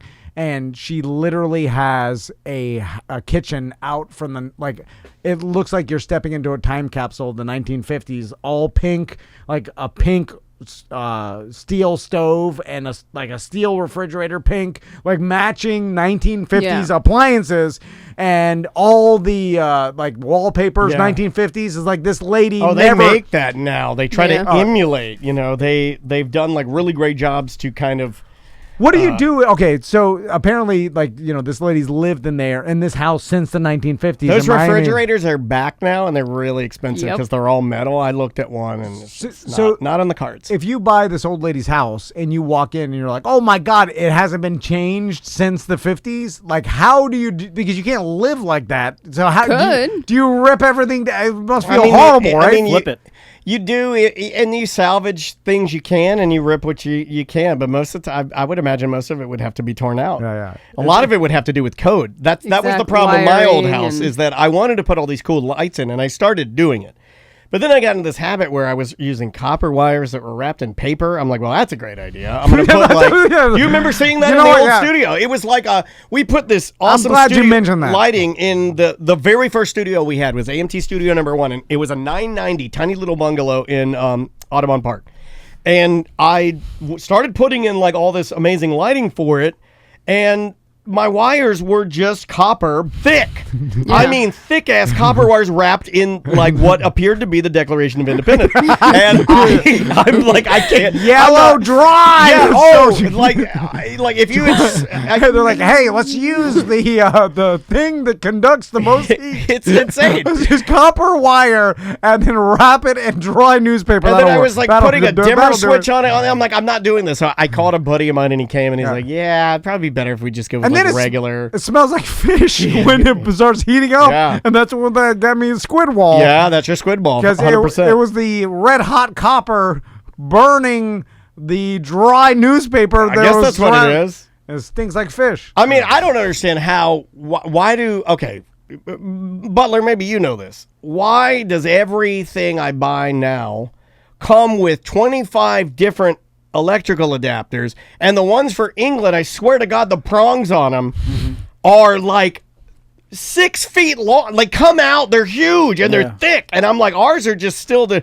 one that's got the thick end and one that's the skinny end. Like why can't we not just get on the same page on that? What's happening? I think that's Americans' fault. Like we don't like, just like my dentist told me, and he was yelling at me about that Americans do everything different than the rest of the world. You see things different. then like he was complaining about even the dentistry. The American dentists use different numbers to represent different teeth. So if like you go to Europe, it's all different. And I'm like, we have to be different. We're the best. But what's the difference in power? And like, wouldn't one be better than the other? I think there's actually even different ones for Europe versus England versus America. Because I bought a European adapter when I went to England last year or the year before, and it wasn't the right one, and I had to borrow my dad's one. I was like, good God. I was like, why? There's too many adapters. Well, no, I just bought these lights, for the studio a couple months ago, and they came with, no, I kid you not, 7 different adapters. And I'm like, well, do I hold on to these in case we move the show to Sweden or something? Like, I don't know. Like I feel stupid throwing them away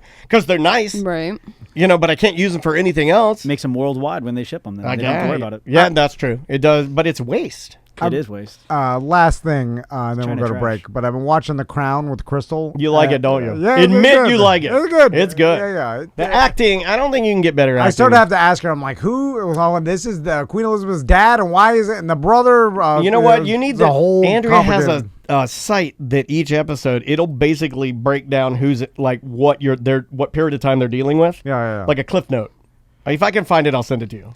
I didn't know you were really digging in on it. I mean, Crystal's watching it. I'm kind of like I'm watching football, looking up at it. Yeah, it's good. It's good. But you starting from season 1? Yeah. I watched so far, and then you get to see the cast change, which is wild. I've never seen a show do that. So this is a phenomenon a weather phenomenon that I've never dealt with in my life, and even though some nights or days we have fog, but never like this, and apparently, and I'm gonna ask Butler this, but for sure he doesn't know because every time we ask him English or anything about England, he's like, I have no idea. That's the wrong answer, right? But how, like in one of the episodes, like a real bad fog came and is screwing up everything, and bad. And it was like bad enough where like people couldn't do business, like you couldn't be outside. COVID fog. And so I was like, wow. And I know like bad fog in San Francisco happens every once in a while, whatever. The right conditions cause horrible fog. We actually saw it pretty bad when we were there, remember? Yeah. It was crazy. We were like, what is that smoke? So scary. And it didn't dawn on me, but of course it makes logical sense that all of a sudden if you fogged up an entire city to the point where you can't even see, like they're like 3 meter it was super dangerous in front of you, like of course that's going to cause total chaos and like shut down an entire city. But how often do you have to, do they have to deal with that? That's a good question. Heavy fog and inclement weather is pretty regular out in England. I mean, it has to do with because it's an island nation. And do they, because they treated it in this show like it was they saw it coming, or they saw the circumstances that would create crazy fog coming, and then they try to warn the government and whatever, to warn the people that this crazy fog was coming. And I was like, fog, who cares about fog? And then when I see it, at least being represented as, okay, you can't leave your damn house because it's so bad. And then I was like, oh yeah, that, but I was like, is it that bad? Like, Castleberry has the same fog, but it's just vape smoke from Dazed Horizon Vape Shop.